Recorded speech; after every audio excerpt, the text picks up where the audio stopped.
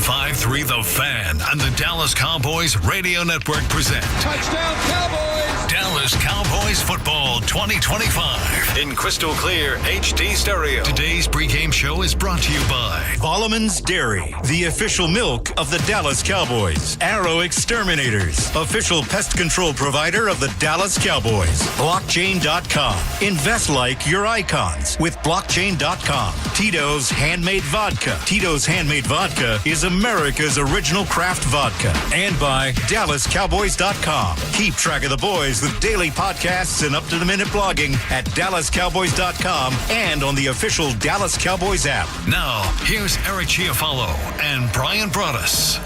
All right, here we go. This is a big one, boys and girls. Playoff-type atmosphere in Detroit. Cowboys and Lions, welcome into the official pregame show of America's team. Under now 3 hours and 15 minutes to kick off. This is going to be a big one, and we appreciate you rocking with us here on your home of the Cowboys, 105.3 The Fan. I'm Eric Chiafalo alongside the Super Bowl champion, Mr. Brian Broaddus, ready to break down this bad boy. And we got guests galore. Andrew Whitworth, Prime Video's own and Super Bowl champion, will hop on with us here in just a little bit. Player profile is going to be Javon Clowney. We got voice of the Lions, Dan Miller, Jane Slater, Bobby Belt, Babe Laughenberg, Christy Scales, the whole nine as we pregame party with you for what is the biggest game of the Cowboys season. Broaddus, how we feeling? Doing well. Thank you. It was an interesting study this week.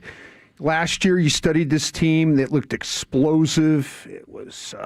It was one of those teams that was difficult. They came into Dallas, and Dan Campbell and his bunch put a beat down on your Dallas Cowboys. But it's a different team. They've struggled to make those explosive plays. They still run the ball very, very well, but they just don't have that creativity that you saw before. And I think this is a little bit more of like how Dan Campbell probably wants to play. He probably wants to play a little bit of a hard nose, run the ball at you, be physical. But his offensive line has struggled with its health, and overall, it's a team that has struggled to get pressure on teams, on opponents. And that's affected him, and it's put him in a bad spot in some games this year.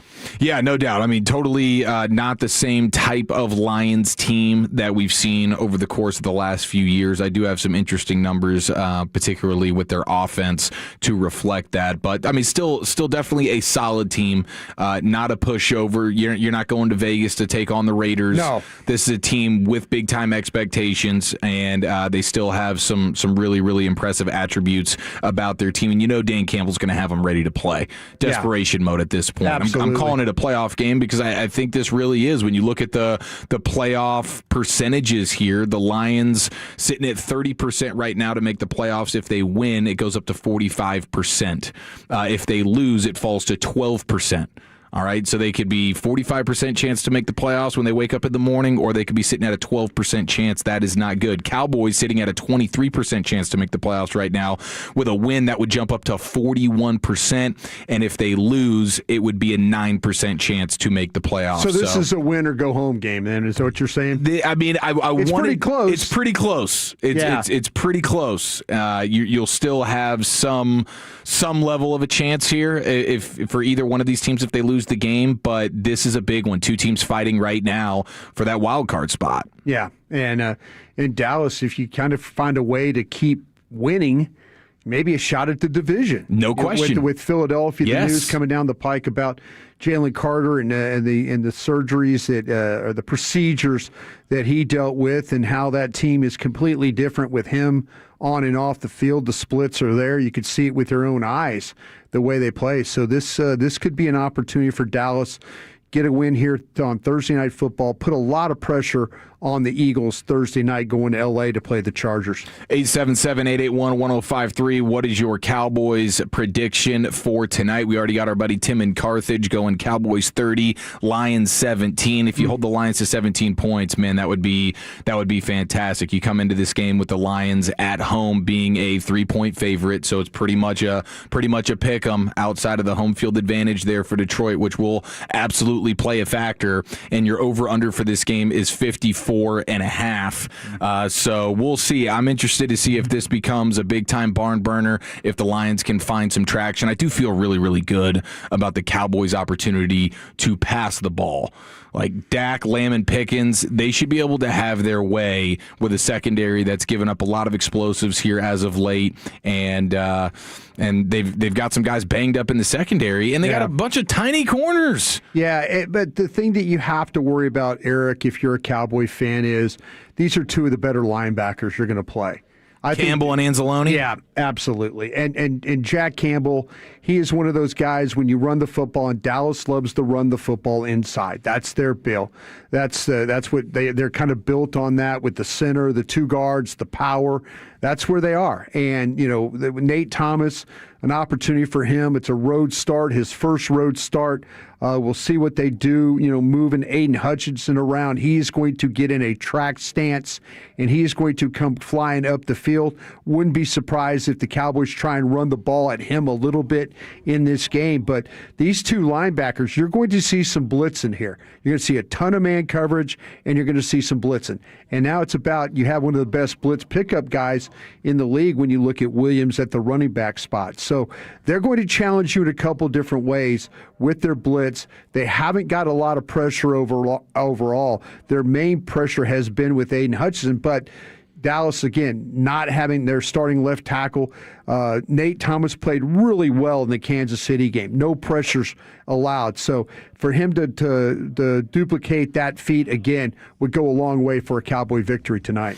Yeah. I mean, what Prescott has done versus the blitz over the course of the last two games has been really, really impressive. First in passer rating, first in completion percentage. He's top 2 in touchdowns and yards per attempt, success rate, all that kind of stuff. He's been absolutely dialed. So I would say blitz and play a bunch of man coverage at your own risk if you are Detroit. And we'll see. Maybe they try to throw some curveballs out there because their defense has been getting worked in the passing game here over the last month or so. It's been kind of a struggle bus for them. So I do like the Cowboys' opportunity. I think this is an air it out game. Yeah, to your point, only the Cowboys have allowed more deep passing yards than Detroit. So you got two teams that struggle to play the deep ball. And so which team will be able to take advantage of that?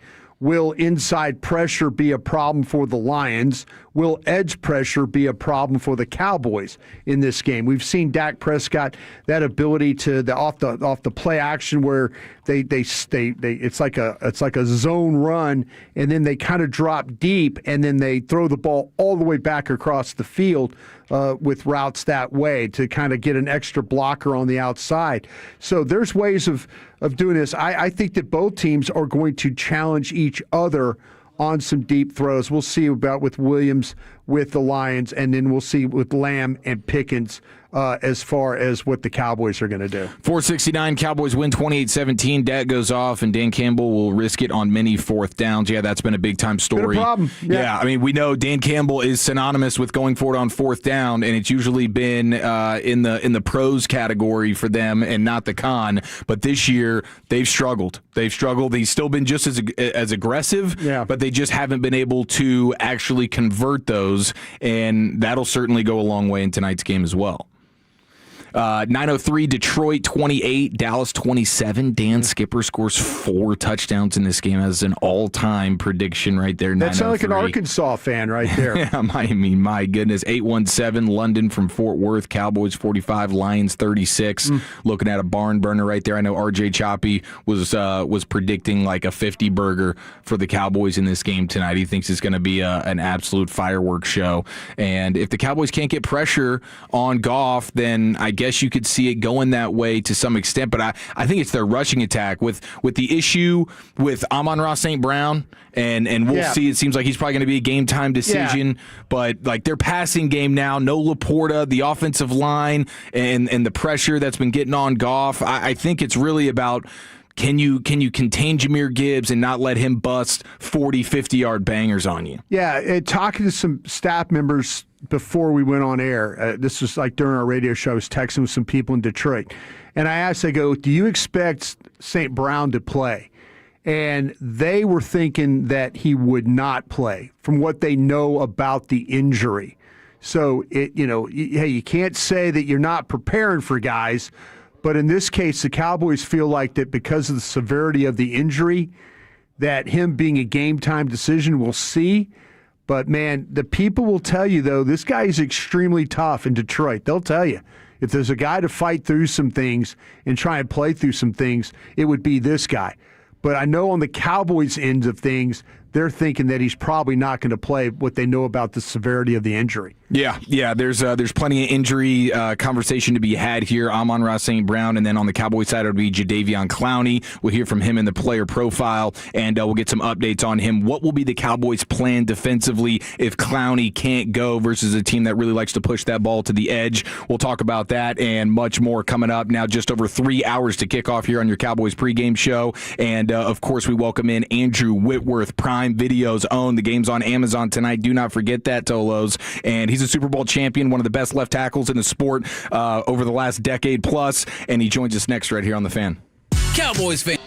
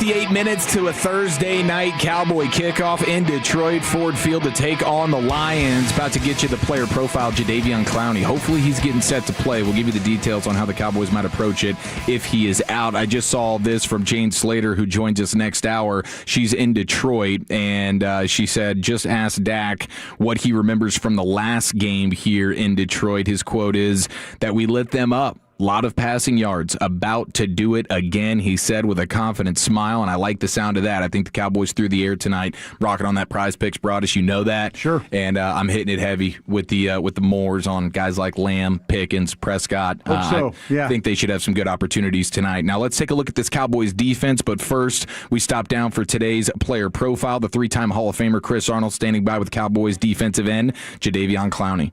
Javon Clowney, it's about time we caught up with each other for this player profile. How you been, man? I'm been pretty good. How you doing? Doing great.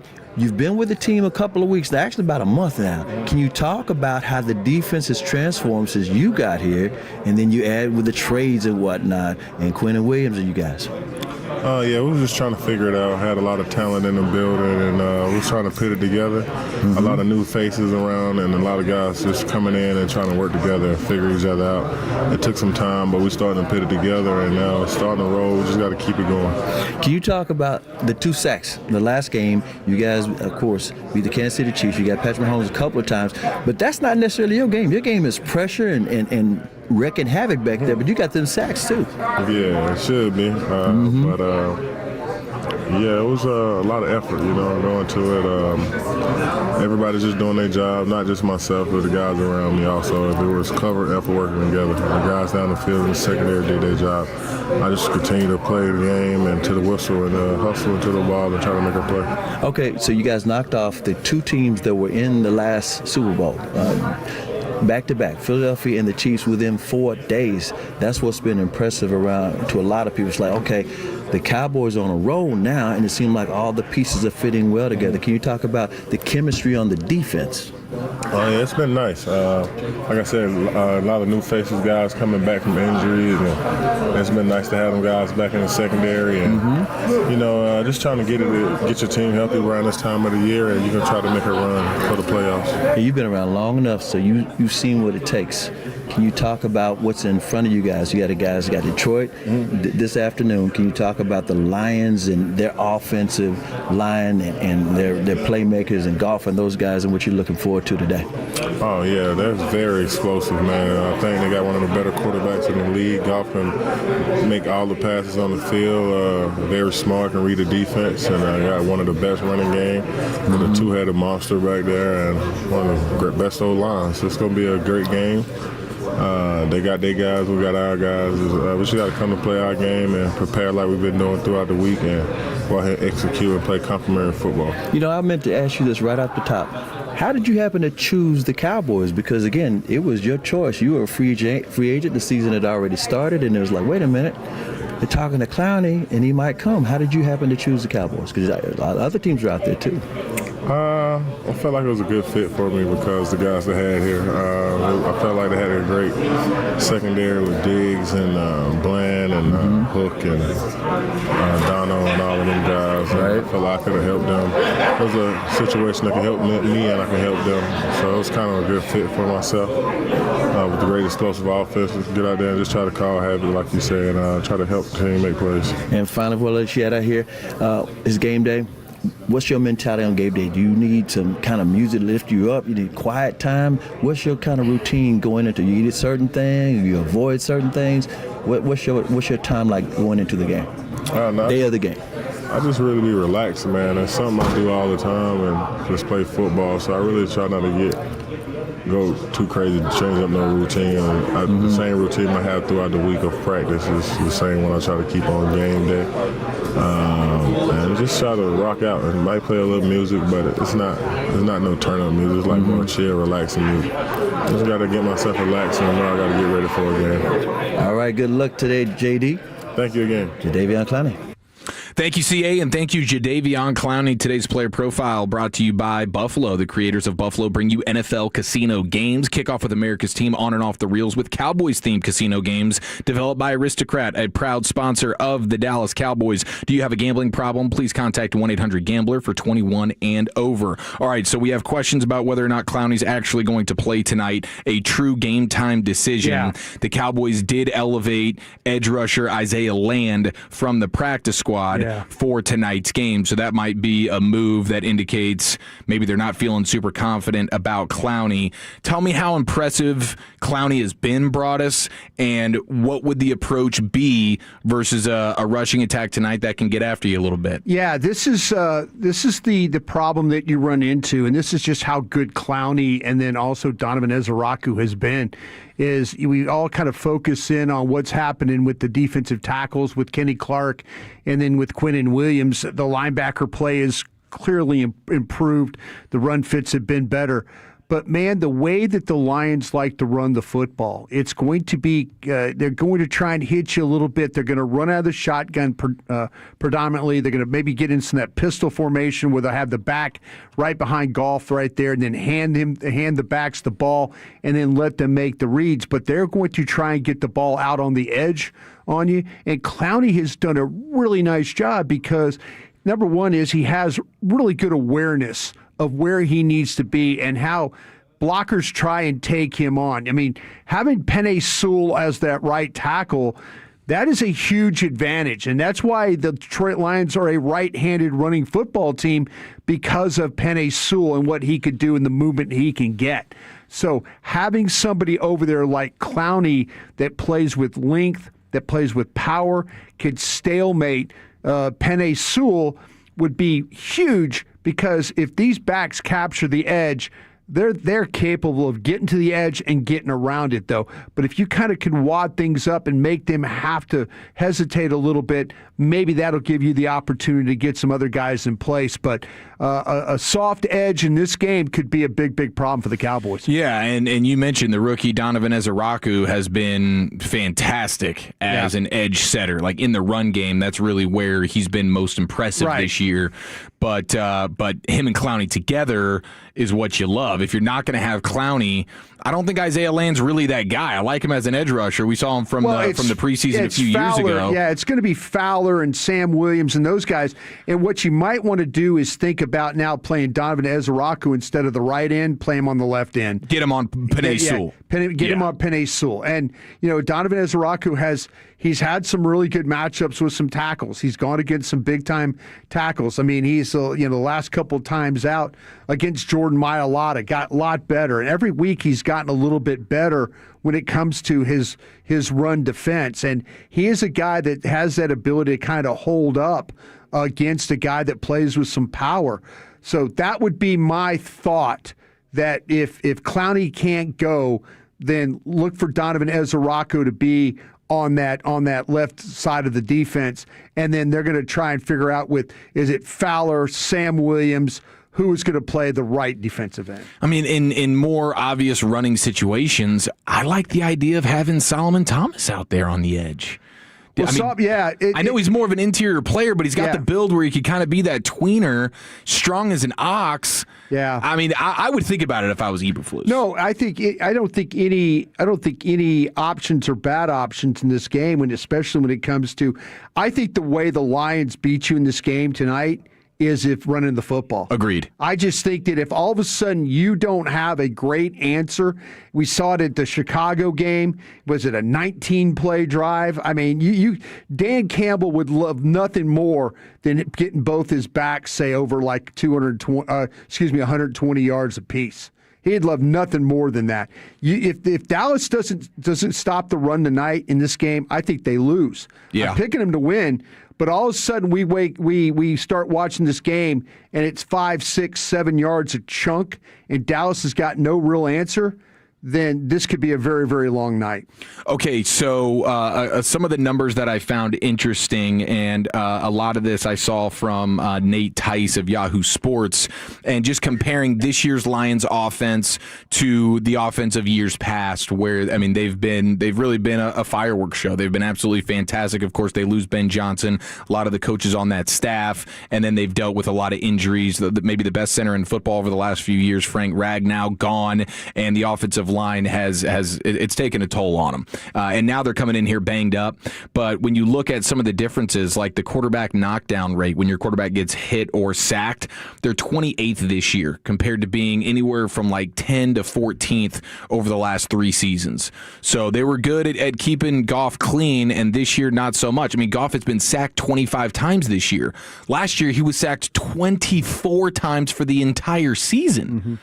This year, they're 14th in terms of 3-and-out rate, which isn't like dead balls last or anything like that. Again, we're not trying to paint the picture that the Lions are just some dysfunctional Raiders-level offense, but just compared to what they've been, last year they were the best in the league at avoiding 3-and-outs. So you go from best in the league to just kind of middle of the pack there. 24th in rushing success rate compared to last year where they were top 3. And that's the thing with Gibbs is he's a guy that he can bust off still the 50-plus yard touchdown runs. Yeah. And so limiting those explosive runs will be huge. Their down-to-down rushing attack has not been that great, but, man, when you get a couple games where he's popping off big ones, that'll hurt you in a big way. 3rd and 7 or more, you get them in obvious passing situations, they're below average this year, whereas last year they were top 3 in the league. And then because the rushing attack hasn't been as scary, they're seeing a lot more, like 10% more in the too high looks, where it's just like, man, we'll dare you to run because nobody's really fearful of their rushing attack. So, and that just makes everything a bit more difficult. Their screen game's always been incredible this year. Yeah. I mean, I don't know, watching them on tape, their screen game probably not near as impressive. Yeah, I do kind of worry about the situation, though, with them in the ball in the flat. And, you know, and we go back and you start to talk about Goff and how the pressure rates and stuff. He's one of the guys that loves to get the ball out of his hands. Every week it seems like we talk about running quarterback. This is not the running quarterback. I mean, this is I'm going to make a throw. I'm going to get the ball out quick. I'm not going to allow it to happen. What's interesting is the Cowboys have generated like the 10th highest pressure rate this season, right about almost 36% pressure rate. But they've allowed the 3rd highest passing rating to quarterbacks, 92.9. So something, you know, I mean, okay, small sample size. Okay, people are going, well, Broadus, what's it been the last 3 weeks since the trade, that kind of thing, and what's it been since? But that, you know, this is something that Dallas has to be very, very mindful of, that, you know, they when they do get pressure, make sure that you get him on the ground. They've had some games here recently where quarterbacks have been able to avoid and they've been able to run around and make some throws. This guy's not going to do that. If they get there and you get pressure, make sure you get this guy on the ground. All right, we're 2 hours and 45 minutes to kick off here on the official pregame show of America's Team. We are hopefully going to have Andrew Whitworth of Amazon Prime joining us here in a few minutes, and we go behind enemy lines with the voice of the Lions, Dan Miller. That's all coming up next right here on 105.3 The Fan.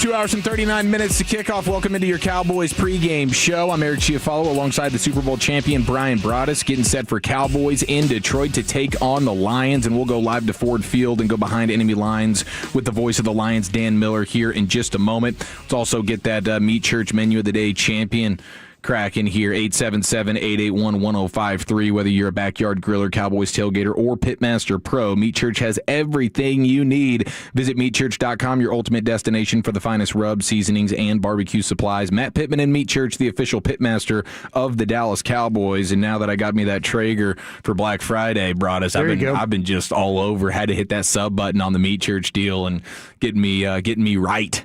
So we do love ourselves some Matt Pittman, and it's a Thursday night, man. Thursday night, got to be eating good. This is a playoff atmosphere, playoff game.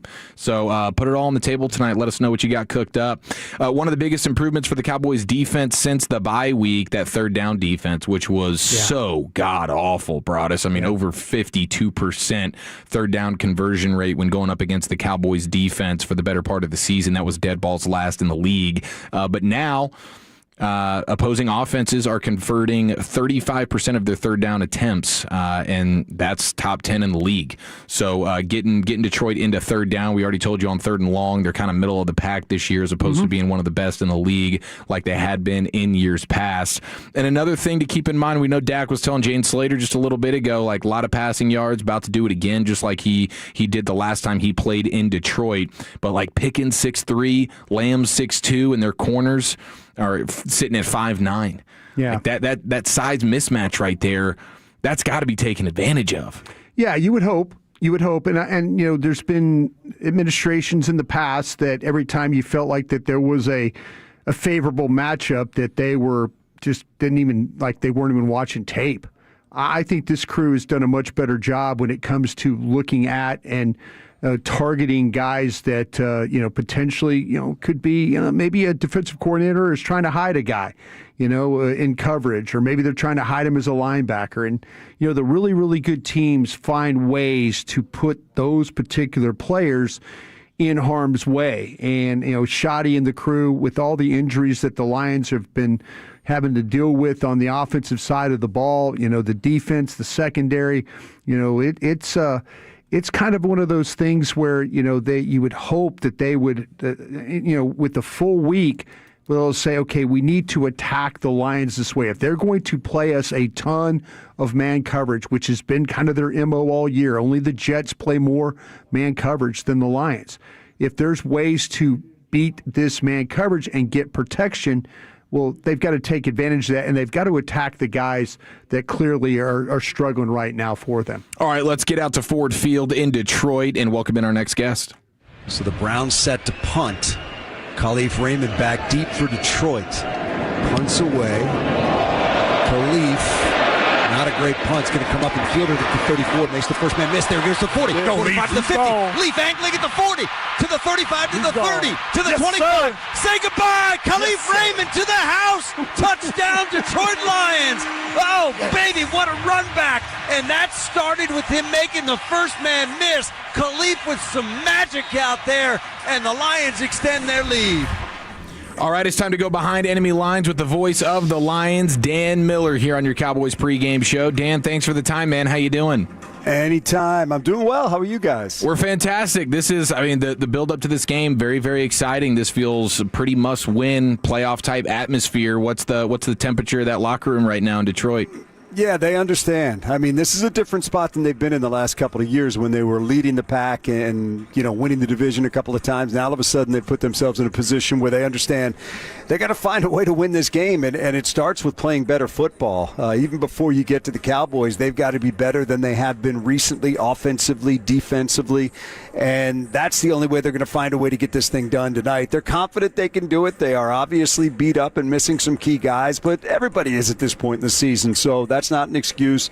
I'm really interested to see how they play tonight, guys, that if, whatever's left in the tank has got to come out tonight.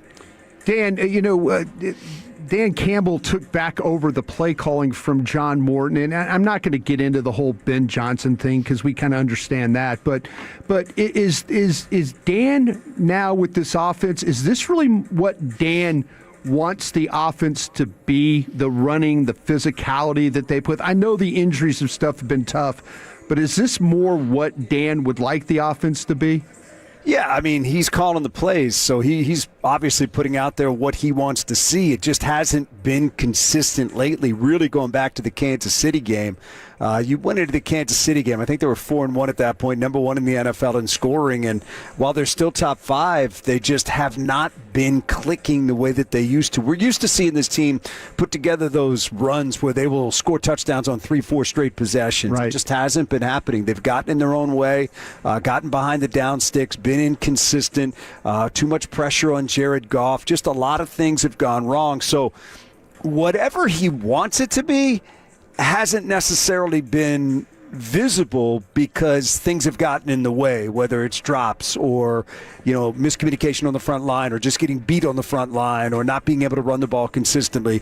It's a different offense than we've seen, certainly the past couple of years when they were winning and earlier this year as well. There's just a little something missing right now. And let me say this, couple things. One, you can't underestimate losing Frank Ragnow, one of the best players in this league. They're a different offensive line than they were last year, and they've been built around this offensive line. You could talk Goff, Amon-Ra, any of these guys. They're built around that offensive line, and without Zeitler and without Frank, it's a different line than it was last year, and they haven't been able to find that same magic.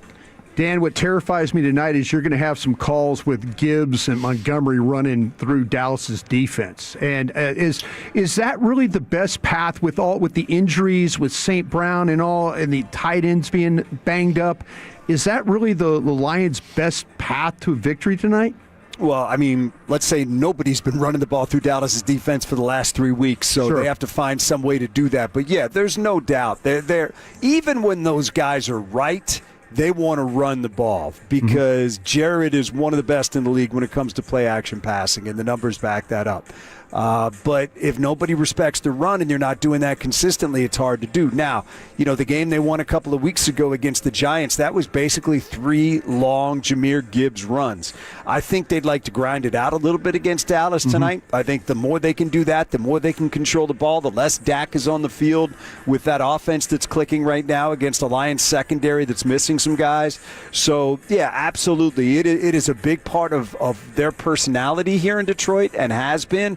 And if they're going to get back to the things that we've talked about and the success that we've talked about, that has to be a part of it. They're not built to come out and just throw the ball 45 times. They're built to run it and then let Jared work off that run.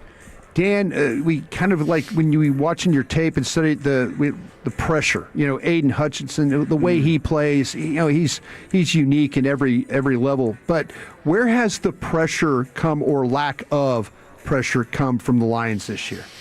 It just hasn't been there. I mean, look, if you look at the numbers, they will tell you that the Lions are up there in terms of pressures. And I will tell you, I am so sick of that stat because you need to get the quarterback on the ground. Now, look, there may be times where you impact the quarterback and that forces him to make a throw that you can make a play on.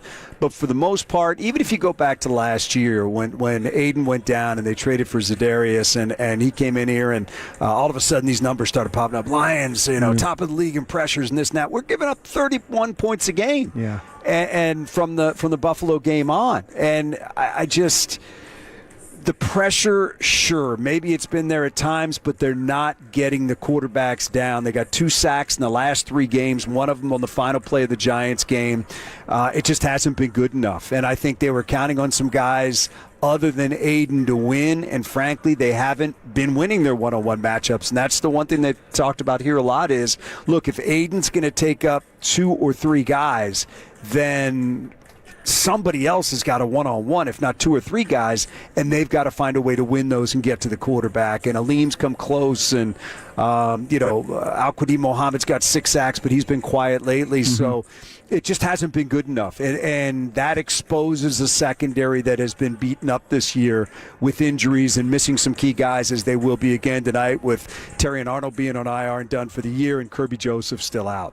So with Kelvin Shepherd and the way that they're calling defenses, and the high man coverage and the lack of pressure probably affecting the way that they're playing in the secondary, is it one of those things where everybody's screaming, do something different, and the fact the coach just says, no, I'm just going to keep true to who I am? No, I think he's willing to change, and I think it's taken a while to figure that out, and I think he's tried to do some things. But they talked this week about, maybe you do have to change personnel, and I don't know how much personnel really there is to change. Sure. Maybe you have to change some scheme. But to your question, I'm interested to see what they do tonight. If they try to bring some more pressure. It's not like they're not blitzing. Right. They're just not getting there. So whether it's a different design, something more exotic, whatever it is, part of their challenge tonight is figuring out a way to be better in what we're talking about, which is getting to Dak, hitting Dak, and getting Dak on the ground. So we're going to see together what they do to answer that challenge, whether it's guys playing better or guys playing differently than what we've seen. But it's been a problem. If the season ended today, you would go into the offseason saying we've got to do something to improve this pass rush because it just hasn't been good enough. And there's some guys that they counted on that haven't been available. Levi Onwuzurike, who had his best season as a pro last year, hasn't played it down this year and won't play it down this year. So that was a guy who had a lot of pressures last year. They were hoping he'd convert them to sacks this year. Josh Paschal hasn't played it down this year, won't play it down this year. So there's some guys that they probably hoped would be factors and just haven't been. But whatever the case, you got what you got. That's what everybody's got right now. So they got to figure out a way to make do with the players that are out there. Well, Dan, we really appreciate the time, man. Thank you so very much, and enjoy the game tonight. Appreciate you guys. It's great seeing you every year. This is 4 in a row. That's unusual for not being in the same division. So thanks for having me. Hey, our pleasure. There he goes, voice of the Lions, Dan Miller, with us here on your Cowboys pregame show. Under 2.5 hours to kick off, and let's throw it right back to Ford Field and welcome in Amazon Prime's own former LSU Tiger Super Bowl champion. Brought us, I know you're going to love this, Andrew Whitworth joins us now on your home of the Cowboys, 105.3 The Fan. Andrew, thanks for the time, man. How you doing? Hey, appreciate it, fellas. How we doing, baby? Hey, we're doing good, man. I mean, this is exciting. This is what it's about right here. This feels like a playoff type atmosphere, playoff type game. Are you buying into what the Cowboys are selling right now? Do you think this could be a dangerous team if they could sneak into the playoffs? It does. I mean, it feels like they're playing for something bigger than just themselves right now, a real bonded group. And these last 3 weeks, that's how they played, the energy and effort. You can see it, a group that's playing for one another. And, that's always special. And then momentum is real, confidence and belief. And sometimes when you've got something like this that you're playing for, it's a tough thing to go against. And so that'll be a big challenge. But also this city it feels like a playoff game. I mean, talking to people walking around town today, Detroit fans, people out here that are here for the game, you can feel the nerves and the energy because this game is huge for both these football teams tonight. So I'm excited about this one. What do you think about Amon-Ra St. Brown? I mean, an injury like he's dealing with right now, do you imagine he could give it a go? And what does that do to the Lions offense if he can't? Yeah, I mean, if he can't, you got to imagine he's the everything guy, right? He's not just your gadget guy. He does everything for them, whether that's filling in the run game, whether that's the motions and everything they love to do to set you up defensively, to, really think of that intermediate passing game, and also just down in and down out. The efficiency of this offense and him and Jared Goff and their relationship is really how they move the football when they need to. And he's a massive part of everything they do from their identity standpoint on offense. So they would be missing a very key part. And even if he can play tonight, the fact that he hasn't been able to practice all week, he just thinks he will be limited and maybe it'll be certain situations. But without him, that is a massive loss. Hey, Andrew, I wanted to ask you this question because you got a couple of teams that are probably going to bring some pressure with blitzes and stuff, maybe some secondary blitzes, linebacker blitzes from before. When you're an offensive tackle, do you want that chip help? And how do you say, listen, if you're going to help me this way. Don't get in my way, but help me this way. How do you prefer as a tackle to get that kind of help? Well, I think it kind of depends on the tackle. It's really the technique they set with. They're an angle setter, they're a vertical setter.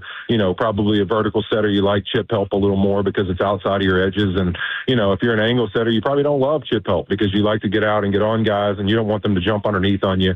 So you really look at this these games when you have to do that, teams will find a lot of different ways to help tackles. Sure. But one of those things that anytime, especially you look in Dallas's case, when you're playing Detroit, and they're going to play a ton of man-to-man coverage. Right. If they still stick with that idea, if you're blitzing one, that means that in man-to-man, there's an edge somewhere, and somebody's going to get an opportunity for a one-on-one shot. So Detroit's got to be careful how much they even want to encourage that with those two guys that Dallas is playing with outside.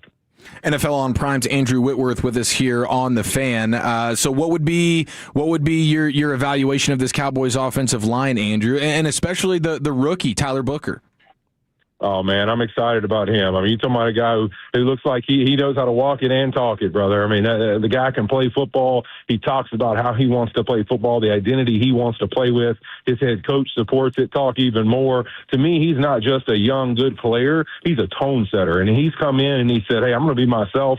I'm going to play to my style. And this dude ain't playing just good for a rookie. He's playing good for anybody that's playing in the NFL at the guard position. And not only is he doing that, but he's also somebody that Dak and his head coach talk about, man, in the huddle, the way he talks, the way he believes in us and the team and pushes guys is really special. It looks like the Cowboys have found another really special in this interior. It matched up with Tyler Smith. If those two are together for a long time, Dallas is going to go back to having, again, one of the best interiors in football. I love to hear you say that. All right, so you were a part of some amazing Sean McVay offenses, of course. What have you seen from Clayton Adams and Brian Schottenheimer and just the overall design of this Cowboys offense? How impressed are you with that?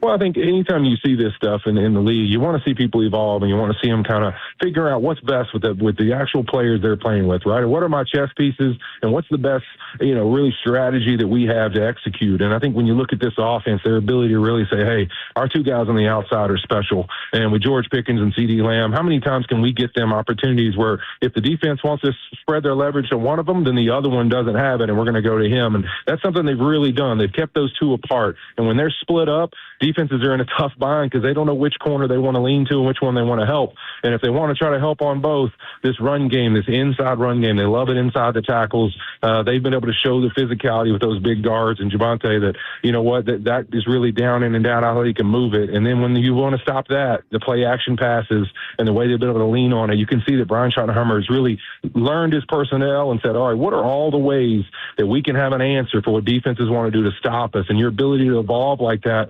inevitably leads to your chances of having more and more success as the season goes on. Andrew, on the other side of the ball, though, it's amazing that this defense before November 2nd probably couldn't beat anybody, and after a trade in November 2nd, they can beat anybody. But what about Quinnen Williams and what he's been able to bring? Has it been that much of a change from what you've seen with this football team? Yeah, I mean, you can see a team that's inspired, and they're playing for one another. And obviously the tragedy they went through, LaShawn and everything, this team has rallied and bonded together. And then you bring in a guy like Quinnen Williams, who I am sure the quality of player he was to get traded, whether he wanted to go somewhere else or not, there's a personal chip that anybody thinks that I'm expendable enough to trade me. And so I am sure there's an energy and an effort level that dude's playing with, setting the tone. You can see it, his sense of urgency to go out and make plays. And it just looks like this defense is rallying around that. They're all kind of playing with this renewed sense of urgency. It just feels like, hey, is it always clean? Is it look like it's that much different? No, but they just, honestly, the sense of urgency, the hustle, the effort plays, you can see them out there that there's belief. And whenever a football team in this league has belief, you better believe it starts to elevate the whole group and their performance. Andrew, you're the man. We can't thank you enough for the time, man. It's always a treat to catch up with you, and have fun tonight. We'll be watching.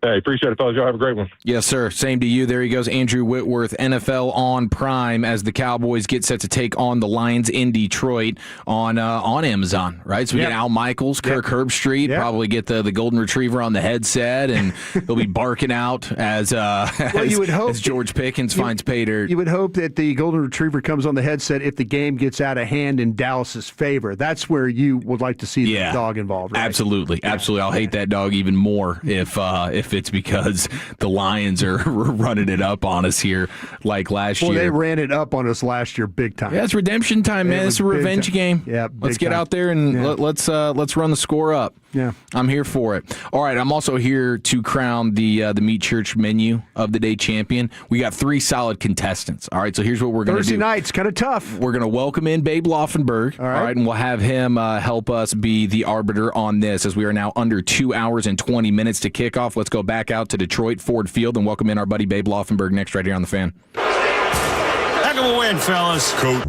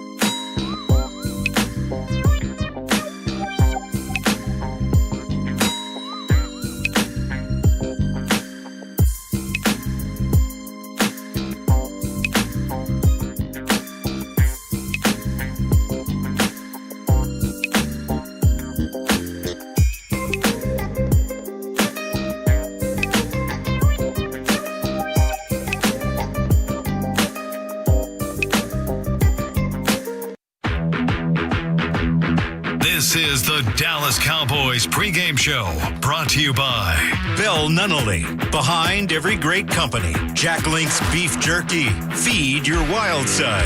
Volleman's Dairy, the official milk of the Dallas Cowboys. Tyson Foods. Get your Tyson Cowboys Star Nuggets available now. And by DallasCowboys.com. Keep track of the boys with daily podcasts and up-to-the-minute blogging at DallasCowboys.com and on the official Dallas Cowboys app. All right, we're under 2 hours and 15 minutes to kickoff. Let's go live to Detroit Ford Field. Welcome in our buddy Babe Laughenberg for what feels like a playoff game. Babe, you in playoff mode? You got your game face on tonight? You ready to rock and roll? I do have my game face on. How did you know? You can't see me. I know. I just had that vibe. When playoff time comes around, man, Babe's ready to rock. I'm gonna throw one thing at you guys. I know we talked about last year's game, and did you know the Cowboys actually had the lead at 3-0? And I thought the game was over at that point. But the Lions came back on them. Yeah. Oh, boy, did they ever. Roared back, I would say. Yeah. Yes. Oh man, yeah. I mean, do you think that's at the front of their minds at all? I mean, is that ridiculous to even consider, or do you feel like, hey man, you embarrassed? That was Jerry's birthday last year, and they ran it up in a big way. They're doing trick plays. They got linemen throwing balls and scoring touchdowns. Like, is that on your mind in any way if you're on that Cowboy sideline tonight? You know, I don't think so. The game itself is bigger than anything that happened last year, obviously. I'm going to throw some. Ready? Tell me what these guys have in common, right? Babe's throwing tonight, baby. Babe's spinning it. You ready? Yeah. Dante Fowler, Ezeraku, Solomon Thomas, Quinnen Williams, Kenny Clark, Javon Clowney, James Houston, Kenneth Murray, Logan Wilson. Yeah. None of them were at the game last year. Savon Revel, Triquez Bridges. Yeah. Elijah Clark. Yeah, none of them were on the team. None were on the team last year when you were doing this. So you'd have to tell these guys, hey, they embarrassed us last year. Oh, really? What happened? So I think the game and obviously the significance for both teams. We didn't think Detroit would be here. Detroit is not happy to be in this position. The Cowboys are happy to be in this position. Yeah, they absolutely are. So what's the deal here as you look at this Lions offense, and specifically, we'll start with Jared Goff. What do you see from him this year? Just the guy that we've seen. He's accurate. You know, they love play action, obviously. Amon-Ra St. Brown, that's going to be a biggie. You know, he's got that ankle injury. I think you guys talked about it a little bit before here. We were coming over on the bus, but so that's going to be significant. You know, how much is he going to be able to give them? But you know, hey, it's a damn good offense, as we know. They hit you with two backs. Jahmyr Gibbs is as lethal as it gets. Running game, pass game. He's a little bit like Saquon Barkley in the sense that he can hit you for the big one at any time. He's got a 78-yard touchdown run. He's got a 42-yard touchdown reception. So big plays are all over the field for them, including Jamison Williams, their wide receiver. Yeah, other than the Lions defensively, Babe, give up a ton of deep balls. Dallas is the most in the league. Which team? I mean, Dak is proven very accurate. Goff proven very accurate. Is this going to be? Are we going to watch like the Oakland Raiders back in the Darryl LaMonica days throwing the ball tonight? What do you? I mean, what's the best path for offense tonight? Yeah, it could be, and. Again, Detroit has two secondary players out, including a starting corner. They've got more penalties. They've allowed more penalties by first down than any team in the league. The other one is Denver. What do those two teams have in common? They love to pressure you, play press man. So there's a lot of holding on the outside, holding, grabbing, tugging. We'll see how Sean Hockley decides to call it. And they have called the second most penalties. This crew has called the second most penalties in the league. So if they want to tighten things up on the outside, we know what the Cowboys have done. They have more first downs by penalty, the Dallas Cowboys do, than any team in the league. So you combine that with the fact that Detroit has more defensive penalties that have allowed first downs. And, I mean, those flags could be flying when they're trying to deal with C.D. Lamb and George Pickens. Babe, the thing that's always scary to me when you play against an opponent defensively, and Dak has done a great job this year of kind of navigating some things, but you got kind of these sneaky linebackers, like, Alex Anzalone and Jack Campbell. They're kind of these guys you don't know if they're going to blitz. They kind of play. They're really good tacklers. This is one of the best tackling defenses you're going to play overall. They don't miss tackles. But I'm only laughing, Brian, because on my notes, on my defensive flip card, I've got star, good tackling team. Oh, no, it's an absolute great tackling defense.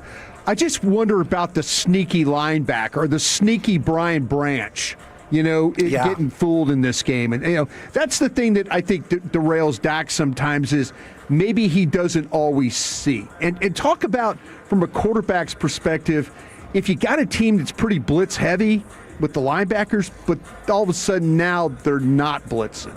How do you locate those guys, those linebackers, to make sure that you deal with them when they play coverage? Yeah, and to your point, Dak has done such a great job. I went back, obviously I looked at it every week, but I go back, I look at that Kansas City game, and we all follow the ball, right? Right. Ball goes out of Dak's hand, we're going to find out where it's going, he did such a great job of getting rid of that football in that game. And it's been like that all year, really. He's been so decisive with where he's going. If he waits another heartbeat, he's sacked, he's hit. Again, I have tremendous admiration for Dak and the way he's handled things. The Cowboys are right at the bottom of the league in terms of, top of the league, I guess, if you want to look at it that way. Sacks allowed. Yeah. But hey, they got a blitz pickup guy. They got a really good blitz pickup guy too. Oh, Javonte Williams. Yeah. But they could be double that if Dak had not gotten rid of the ball as quickly as he has. He's just been fantastic for their linebackers. Jack Campbell, Anzalone, they never leave the field. Yeah. They literally play every down. You don't see that too much in today's NFL, right? You see a lot of substitutions and nickel packages, and they are there every down, every play. And they are very, very good.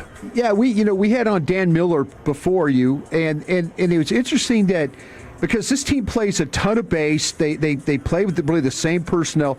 The Raiders were that way. Raiders played a ton of base defense. And you mentioned about guys not coming off the field and stuff like that. But if you're Kelvin Shepard, what differently can you do? Do you go into these games like we are who we are and we're going to keep playing that way?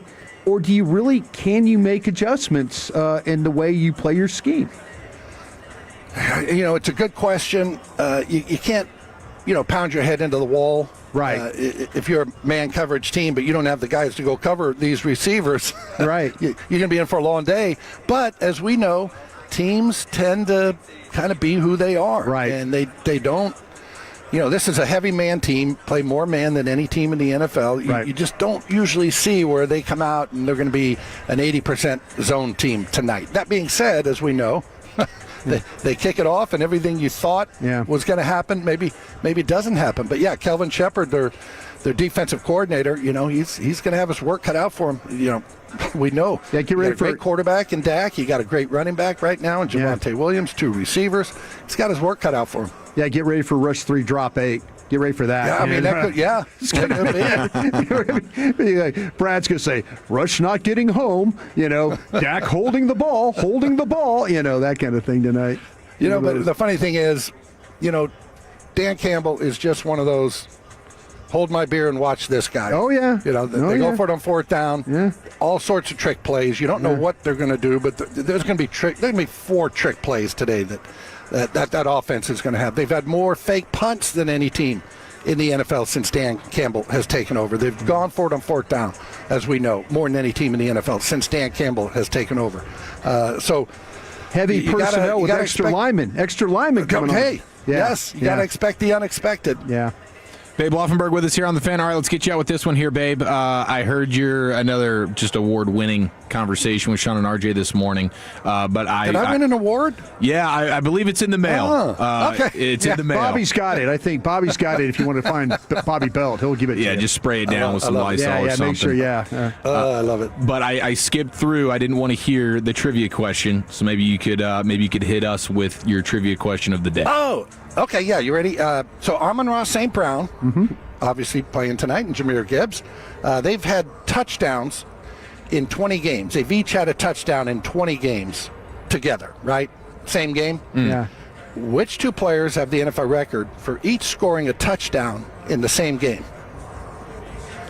Wow. Could be receiver, 2 running back, could be, but each of these players has scored a touchdown in the same game, and I will tell you, 32 times.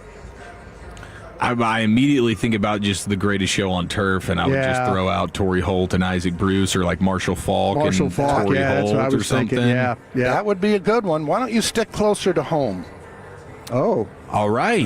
This is So it's Emmett and Michael? Michael. Yep. Emmett Michael, 32 times. Second, by the way, on that list, Antonio Gates and LaDainian Tomlinson, not a bad combination there. Nope. And Jerry Rice and John Taylor, also not a bad combination. Those guys had 28 games. Wow. But yeah, Michael and Emmett, 32 games where they each had a touchdown in the game. That's pretty impressive. I'd love for those guys to come back and play in this game. I think that would help. yeah. Well, hey, maybe they'd have 33. Yeah, exactly. We need it. We need all we can get. Yeah. I love it. Babe, you're the man. We love the duo of Brad Sham and Babe Laughenberg. We'll be listening tonight. Enjoy the game. Okay, thank you guys. Appreciate it. Yes, sir. There he goes. Babe Laughenberg with us here on your Cowboys pregame show, brought to you by Reliant. Reliant is proud to power the homes of the Dallas Cowboys and the homes of Cowboys fans across Texas. Reliant, the official energy provider of the Dallas Cowboys. We are now just over 2 hours to kick off Thursday night football. Cowboys in Detroit to take on the Lions. Let's go back to Detroit. We'll welcome in NFL Network's Jane Slater, and we go inside the star with our Cowboys insider Bobby Belt. That's all coming up next right here on The Fan. Get in the game this holiday season with Dallas Cowboys Youth Football and Dance Camp.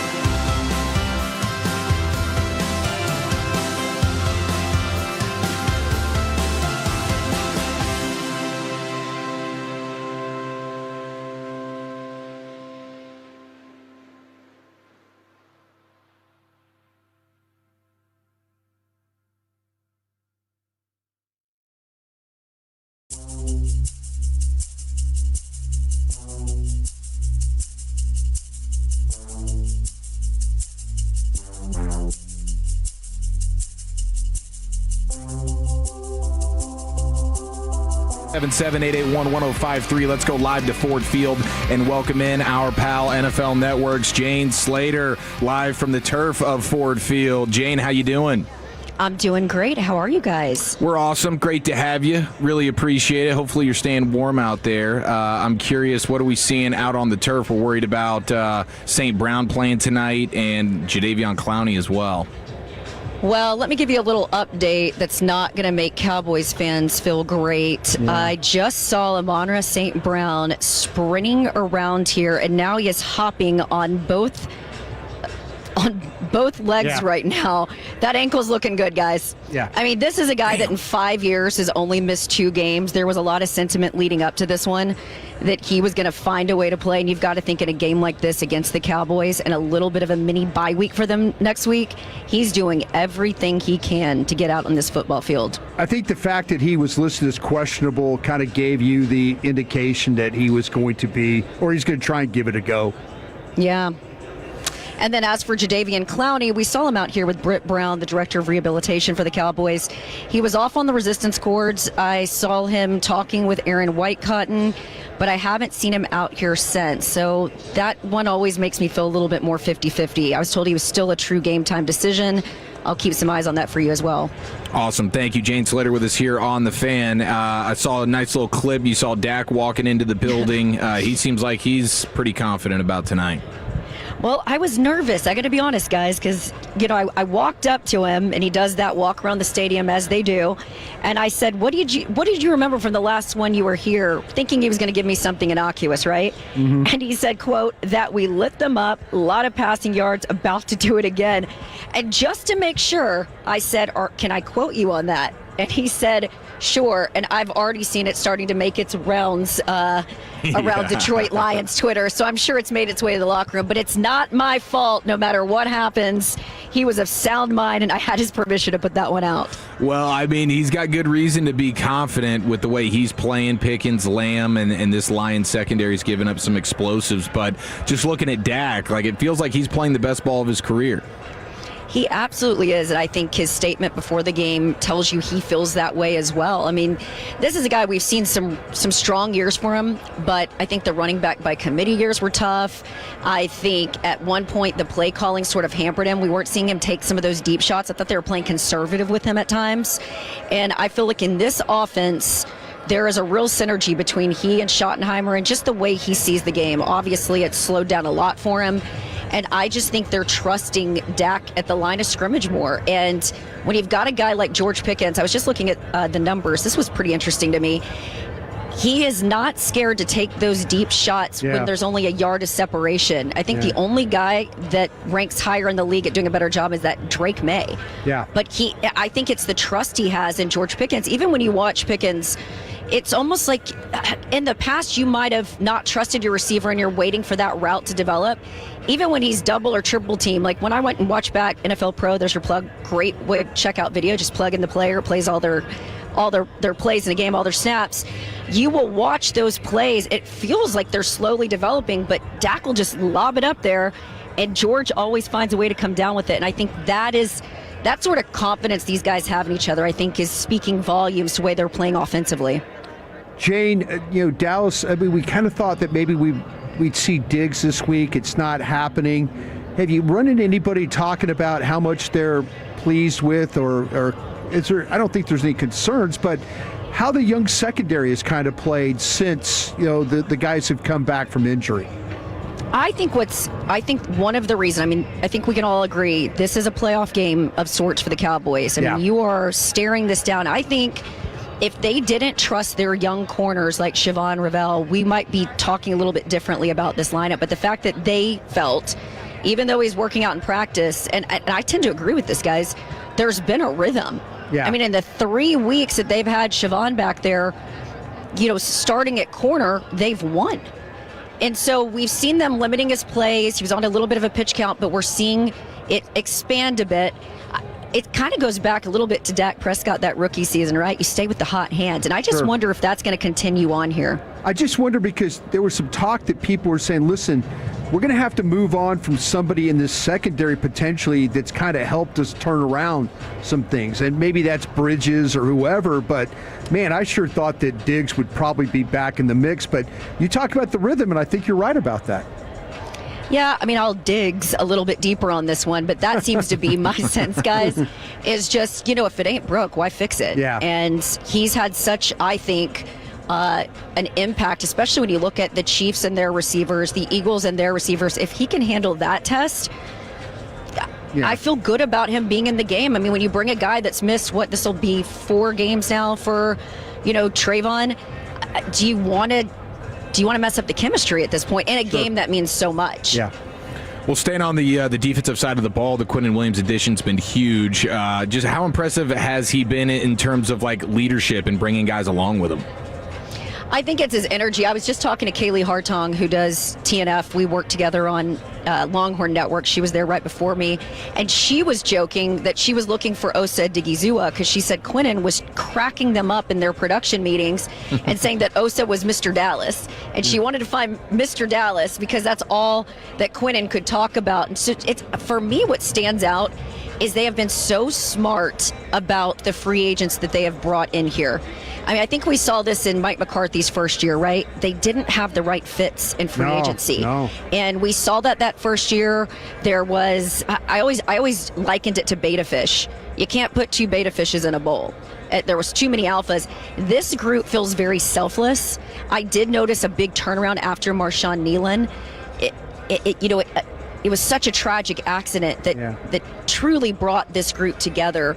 But the free agents they've picked have been such high character, high talent guys. I mean, the Quinnen Williams, even Solomon Thomas in this locker room. They've been very, very smart. And the Cowboys have moved so differently this year.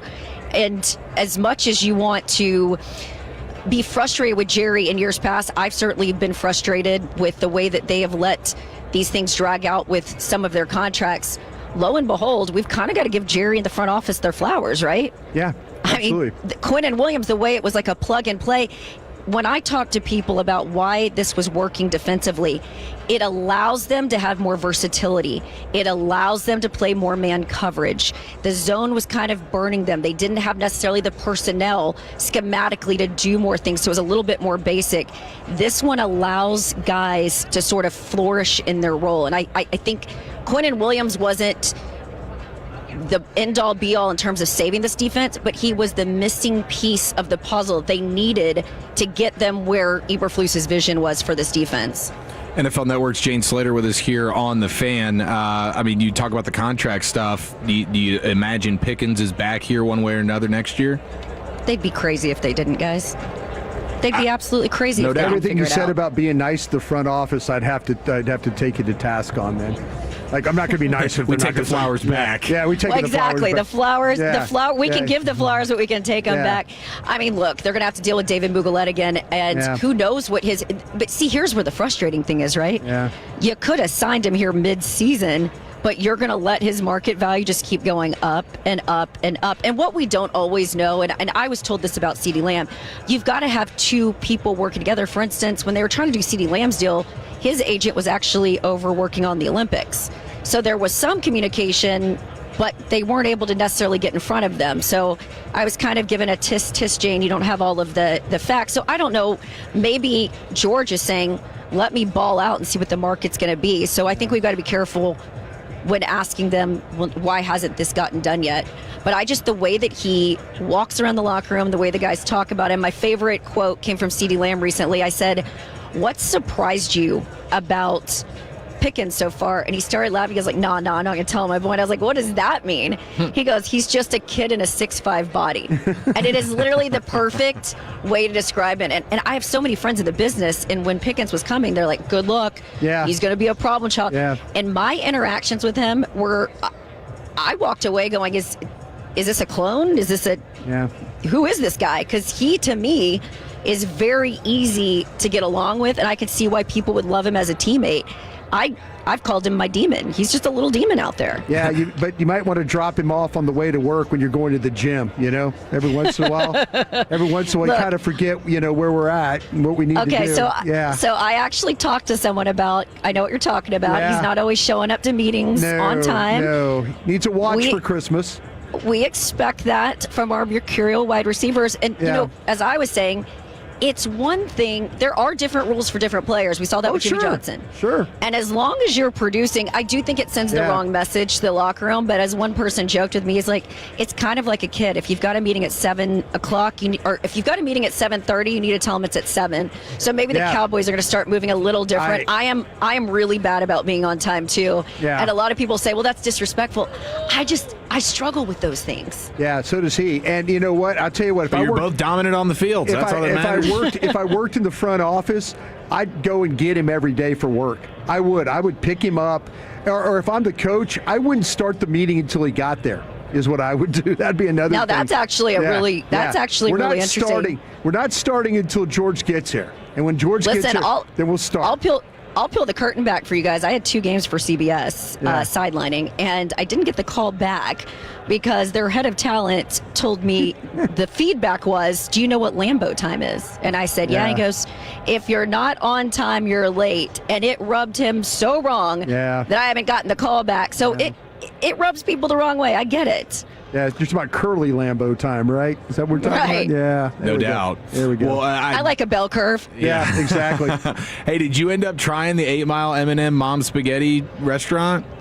I haven't. I had 3 of the drunkest guys. They look like Pat McAfee clones sitting in front of me on the plane here.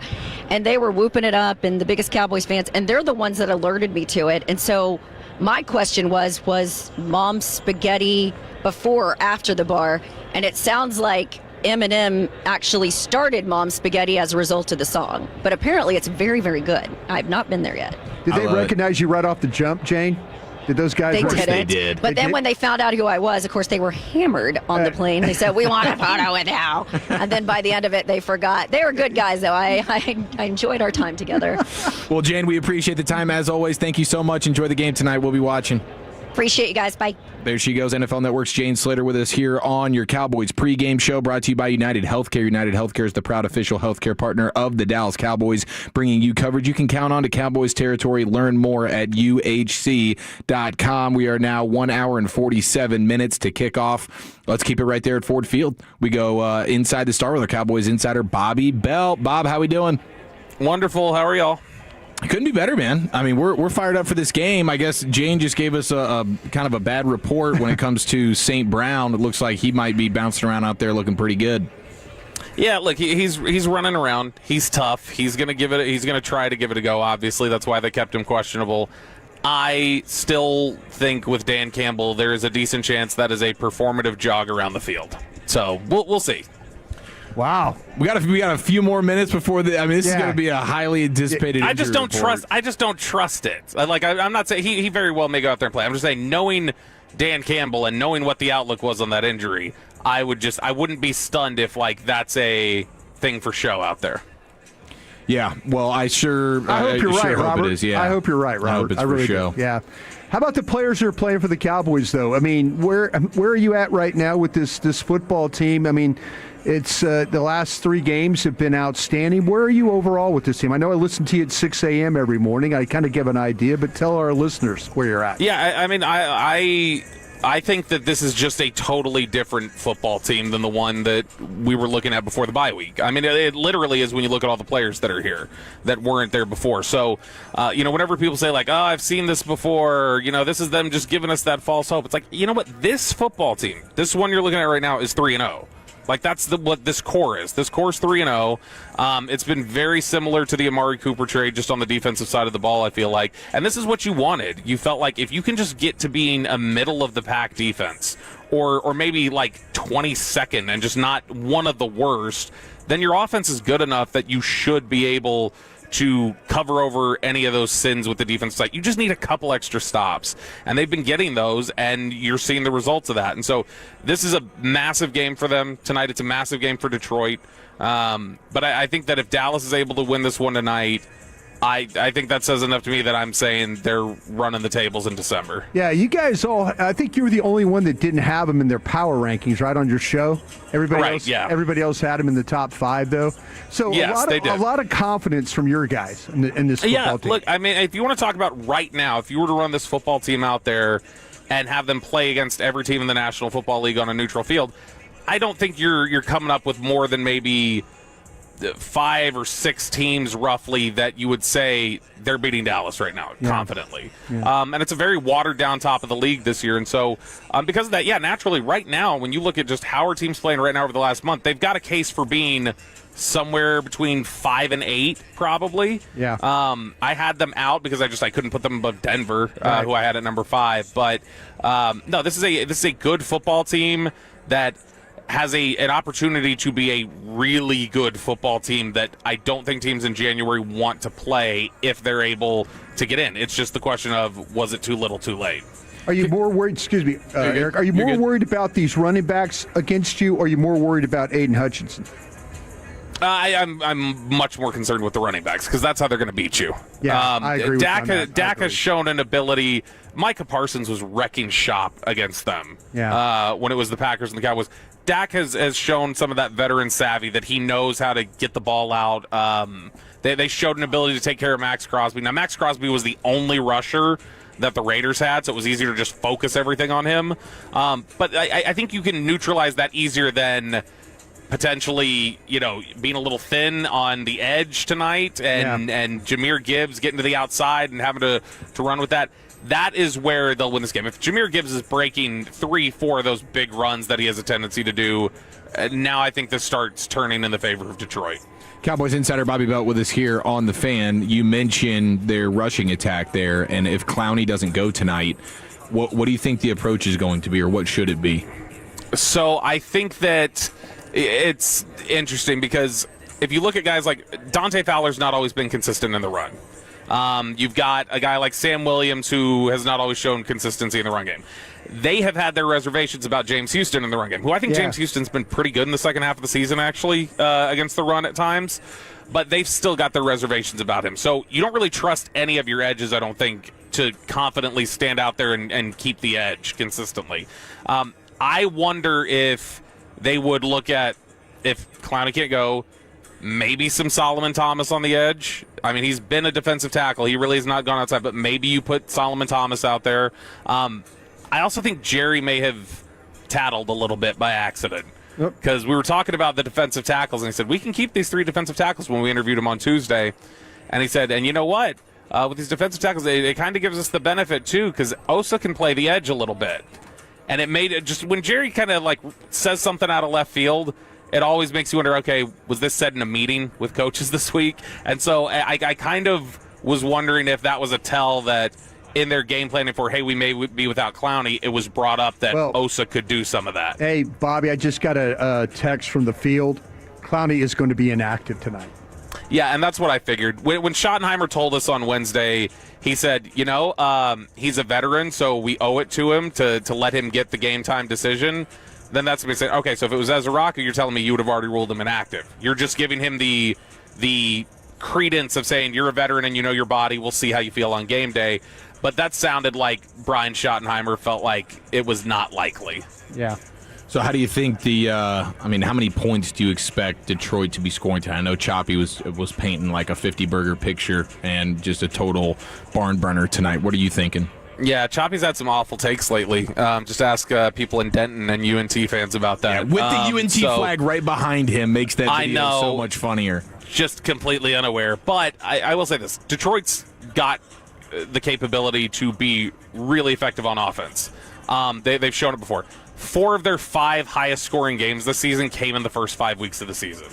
They have not had some of the same consistent success that they had last year or at the beginning part of the season. And so, to me, I look at it and say, I don't know why, if potentially St. Brown's out, we'll see, or at the very least limited, your entire offensive line basically being on the injury report this week, and the issues that you got there, the fact that this is a defense that rushes really well up the middle now, and that's where Detroit's vulnerable, and pressuring Jared Goff turns him into Jake Browning. I look at that and go, I have a hard time seeing Detroit just putting up a ridiculous amount of points compared to what they've done recently. But I do think this will be a close competitive game. And, it'll probably be around what they've done in the last 6 weeks or so, which is 24 to 28 points. And you just have to hope, if you're Dallas, that you come up with 25 to 29. So they just don't have any answers for Pickens and Lamb, do they? I mean, yeah, look, Amik Robertson being listed at 5'9" is one of the most generous height listings since Texas Tech said Michael Crabtree was 6'5", because there's no chance. Amik Robertson's probably 5'7". DJ Reed, I think, is like 5'8". He had a good game against Texas. That's why you're so bitter. I am still bitter about that 08 game. But no, I loved Michael Crabtree, but he was 6'5" at Tech, and then I think he got to the combine and he was 6'1.5". Yeah. So that sort of thing. These Cowboys receivers have 5 to 6 inches of height difference on these corners out here today. Now, that's obviously not the end of the discussion. Obviously, there's more that goes into that. You can't just say, oh, well, you're taller, so this will go well for you. But, I mean, there's a serious physical disadvantage tonight for Detroit in the way these Cowboys receivers play. If you're going to be playing as much man as you have been, which is still, you're playing zone more often like every other team in the league, but if you're going to be playing 45% man coverage and trying to get physical with these receivers at the line of scrimmage, good luck with that physicality matchup right there, because I think Dallas clearly has the edge there. How was the Detroit pizza? It was really good.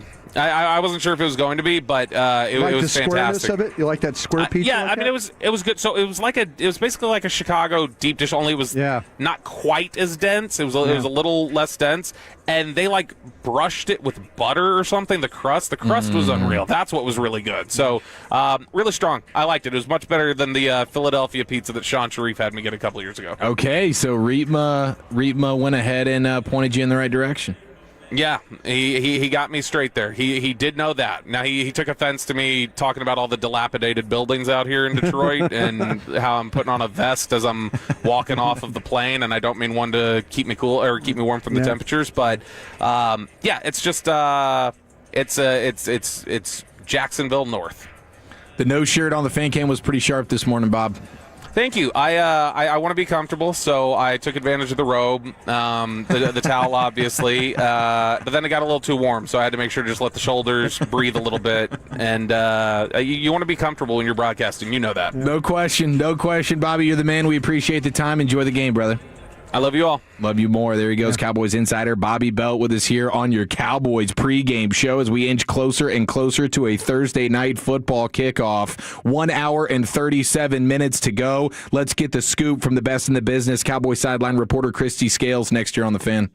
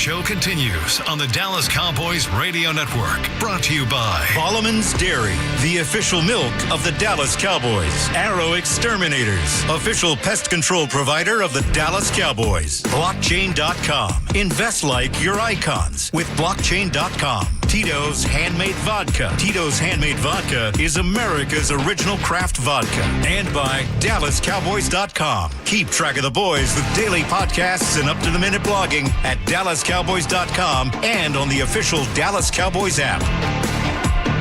All right, we're 90 minutes to kick off Thursday Night Football. Cowboys in Detroit to take on the Lions, and we appreciate you rocking with us here on your Cowboys pregame party. Let's go live to Ford Field and welcome in the best in the business. Cowboys sideline reporter Christy Scales here to give us the scoop. Christy, how you doing? Eric, man, this is a playoff atmosphere. I know that for the Cowboys the last couple weeks with their games, it's been basically playoffs because if they lose, they, not mathematically, but for all intents and purposes, out of playoff contention. But you know, the Lions have their backs to the wall as well, and these fans are here early. It's going to be a whiteout tonight. The Lions are wearing their all white uniforms with the blue numerals and letters and stripes, and the Cowboys will be in their dark blue tops with jerseys with the silver pants. But man, you can feel it. Also kind of fun tonight, Thursday Night Football, they're pulling out all the stops. Halftime's going to be fun. The Temptations are performing. And Perrion Winfrey showing up with his early arrival outfit. It looks more like the Michael Jackson outfit that he wore during the Motown reunion where he did Billie Jean and moonwalks for the first time. So I told Perrion, I said, I knew the Temptations were playing tonight, but I didn't know that you were actually performing with them as well. So his outfit looks like he's ready to rock and roll on Motown. Dressed for the occasion, yeah. Exactly, exactly. We are excited. This is a monster matchup. Two desperate teams right now fighting for playoff opportunities. So what do we need to know about the injury report, and especially Javon Clowney? It looks like Broadus told us he's probably not going to be able to go.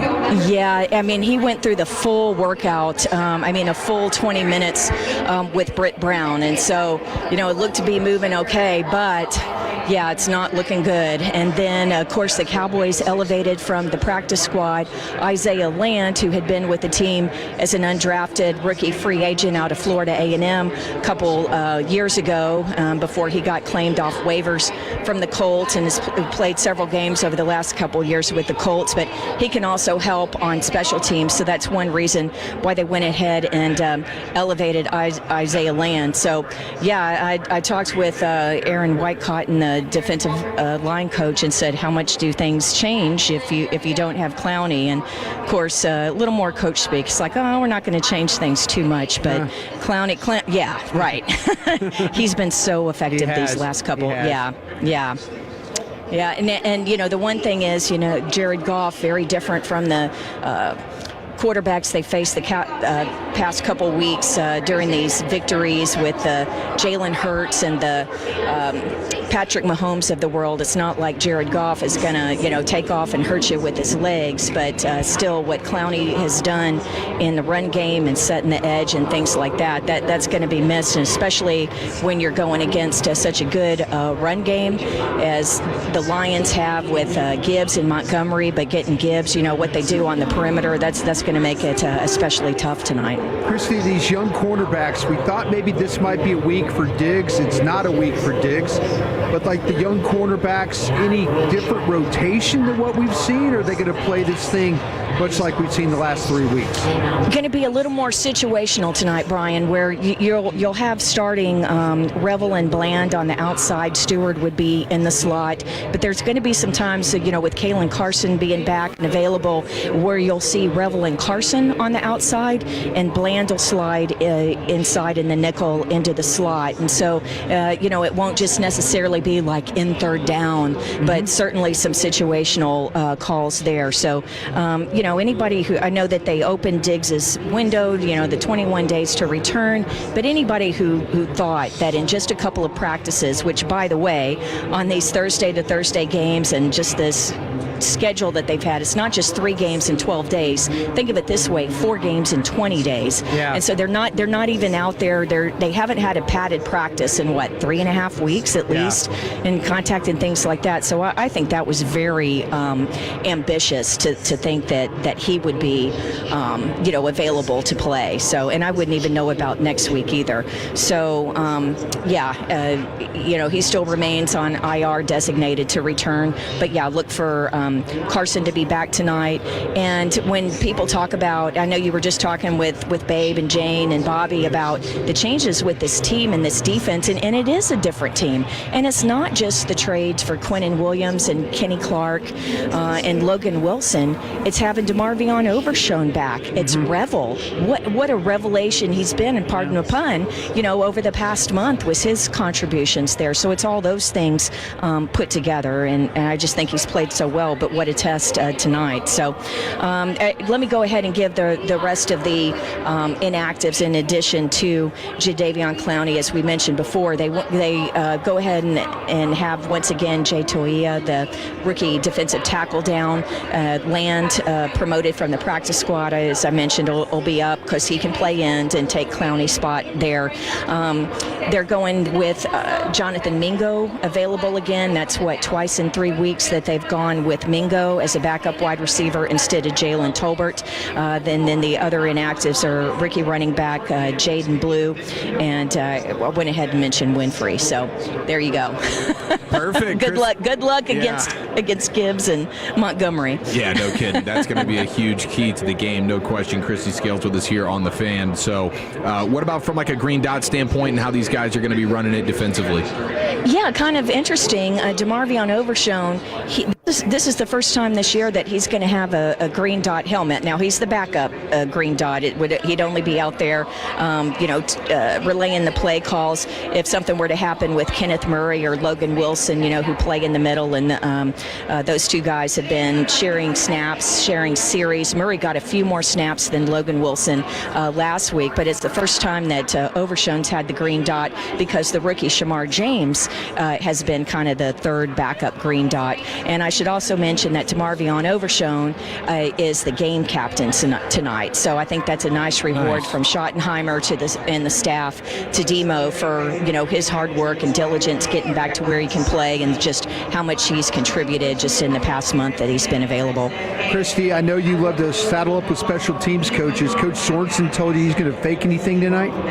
He did not. He did not. We had a very brief conversation. I did not ask about fakes. I did not see anything in practice, but could be fine. Right now, the specialists are out there, but Brian Anger is not doing anything fake right now because they're just going through the field goals right now. So, but I think that in a game like this, where if you can, I still think even with all of the injuries, I think you can steal one. I think you can steal one. You can steal a series, extend a series, right? I agree. And by that. So I think if there was one game this year so far, it would be this one. Let's go.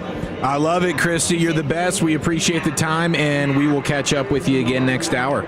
Sounds good. Thank you, Brian. Thank you, Eric. Absolutely. There she goes. The best in the business. Cowboys sideline reporter Christy Scales with us here on The Fan as we inch closer and closer to a Cowboy kickoff. Couple of milestones to watch for tonight brought us. Brandon Aubrey, 2 field goals away from 100 career field goals made. Yeah. You have Javonte Williams needing 45 rushing yards to hit 1,000 for the season. That'd be nice in the first drive of the game. Yeah, first drive of the game. That'd be very special. And Jake Ferguson, 2 receptions away from a new career high. He's currently at 70, which is second on the season to Trey McBride of the Arizona Cardinals. Okay, so Overshown getting a little bit of green dot love and captain love. I love it. He's absolutely fantastic, and I think he's just gotten better and better every game. And tonight would be a great game for him to just really turn back the clock and be the guy that we fell in love with. Nothing better than maybe a 10-12 tackle game and maybe about 2 sacks, bring him on a couple of pressures, 2.5 sacks, something like that. Maybe somehow create a turnover. They just need to go out. I love what Christy's talking about with playoff atmosphere. Mm-hmm. I think that's, Dallas Dallas has been in that mode the last several weeks where it's, kind of win or go home. And, here's tonight another great opportunity. Whoever believed that they could have got through the gauntlet of the Eagles, Kansas City, and Detroit. Hopefully that'll be the case here in the next 3.5 hours or so. St. Brown's playing. Gosh dog it. Yeah, he is. Yep. I mean, I wonder, you just hope that maybe that thing gives him fits all game. It's run after catch, man. That's the thing he's going to do. It's going to be throw him the ball, man, and you got to tackle him. I mean, just tackle him. And, he got hurt on a play where he was blocking. But, let's see if and we don't cheer for injuries here. Not at all. Never have. Never will. But, it's for him to be out there, that is a big lift for them. No question about it. All right, we are about an hour and 20 minutes to kick off, and we're absolutely loaded as always. We'll hear from head coach Brian Schottenheimer. We'll go into the owner's box with Jerry Jones and, of course, more Super Bowl winning analysis from Brian Broaddus next right here on The Fan. Just steps from AT&T Stadium.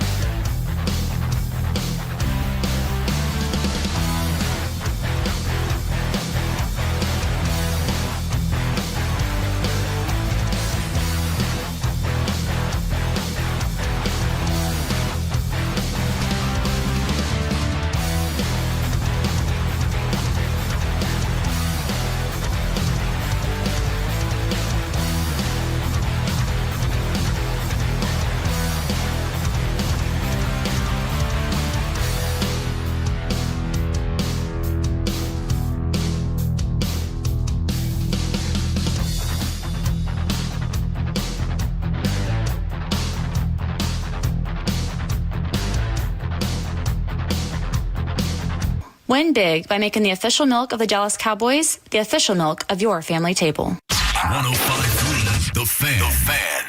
Your turn it on, leave it on. Home of America's team is 105.3 The Fan. Tolo, baby. KRLD-FM and HD1, Dallas, Fort Worth. An Odyssey sports station. The Dallas Cowboys radio network is on the air. Deep fade, left corner of the end zone, 1 for 1. Caught the ball. Touchdown. Touchdown, Cowboys. With Brad Schaub, Babe Laughenberg, Christy Scales, Eric Chiafalo, and Brian Broaddus. Brought to you by AT&T. Connecting changes everything. Miller Lite, the only beer of the Dallas Cowboys. And by blockchain.com. Invest like your icons with blockchain.com. Also brought to you by Bell Nunnally, behind every great company. Jack Link's Beef Jerky, feed your wild side. Volleman's Dairy, the official milk of the Dallas Cowboys. Tyson Foods, get your Tyson Cowboys Star Nuggets available now. And by DallasCowboys.com. Keep track of the boys with daily podcasts and up-to-the-minute blogging at DallasCowboys.com and on the official Dallas Cowboys app. Now, here's Eric Chiafalo and Brian Broaddus. Hello and welcome to the official pregame show of America's Team, live here on the Dallas Cowboys radio network, getting you set for Cowboys in Detroit to take on the Lions, a playoff-type atmosphere. I'm Eric Chiafalo alongside the Super Bowl champion, Brian Broaddus. Let's go ahead and break this bad boy down. This is a big one. This is a monster game, and you have Amon-Ra St. Brown, questionable coming in, got banged up last week on Thanksgiving. He is active and good to go for tonight. So that's big for the Detroit Lions. On the flip side, Javon Clowney, he was a game-time decision, and he is officially out for this game. So those will both play big roles in tonight's game. Broaddus, how are we feeling?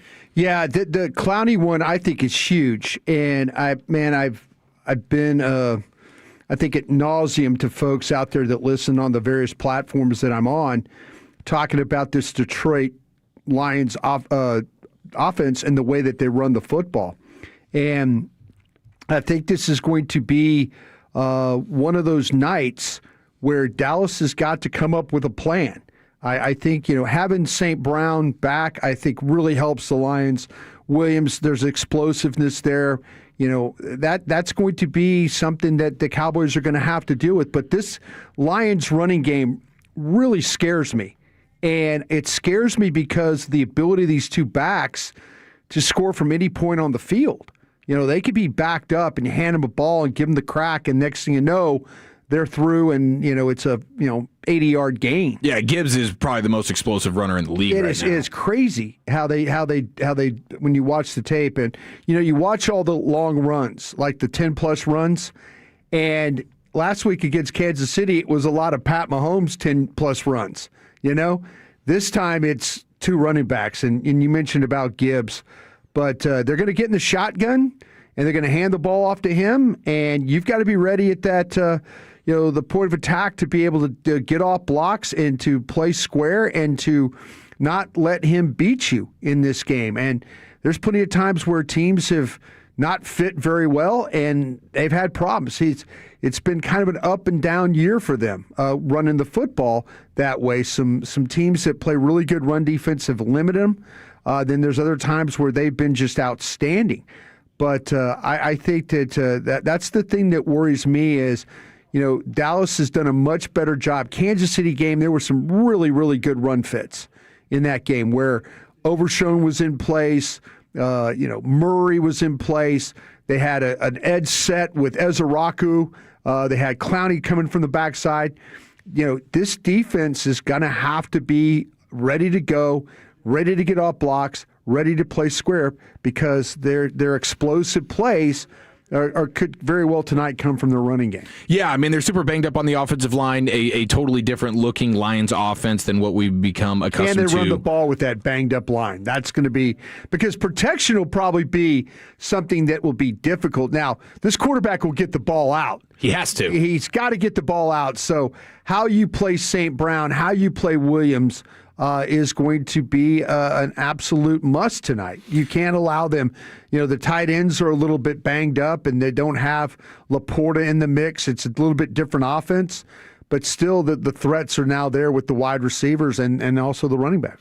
Yeah, I mean, their rushing attack, it hasn't been as down-to-down successful as we've seen in years past, but they do have those explosive runs, particularly with Gibbs. So slowing that down is going to be of the utmost importance. How do they like to approach it? Are they trying to get to the ball to the outside? Is that that's why the Clowney factor is so big, because he's such a great edge setter in the run game? Yeah, they are, they run the ball, and I keep saying on the right side because when you watch it on tape, you could tell it's behind Penei Sewell. That's kind of where they're going with the ball. He is a much better blocker at the point of attack. And so that's what I know. I mean, I think the number was it's the third highest rate in the league. I think it was running to the right? Yeah, 58% of the time. They're running the ball. I mean, they get 6 yards a carry running off that right side. And when they run it off the left, because Decker is not as big and not as powerful, and they only get 4.2 yards. So this is where the Clowney inactive part of it really hurts the Cowboys, because he is long, he's strong, he's an edge setter. And now they've got to figure out, do they want to move Ezra Rocco over there?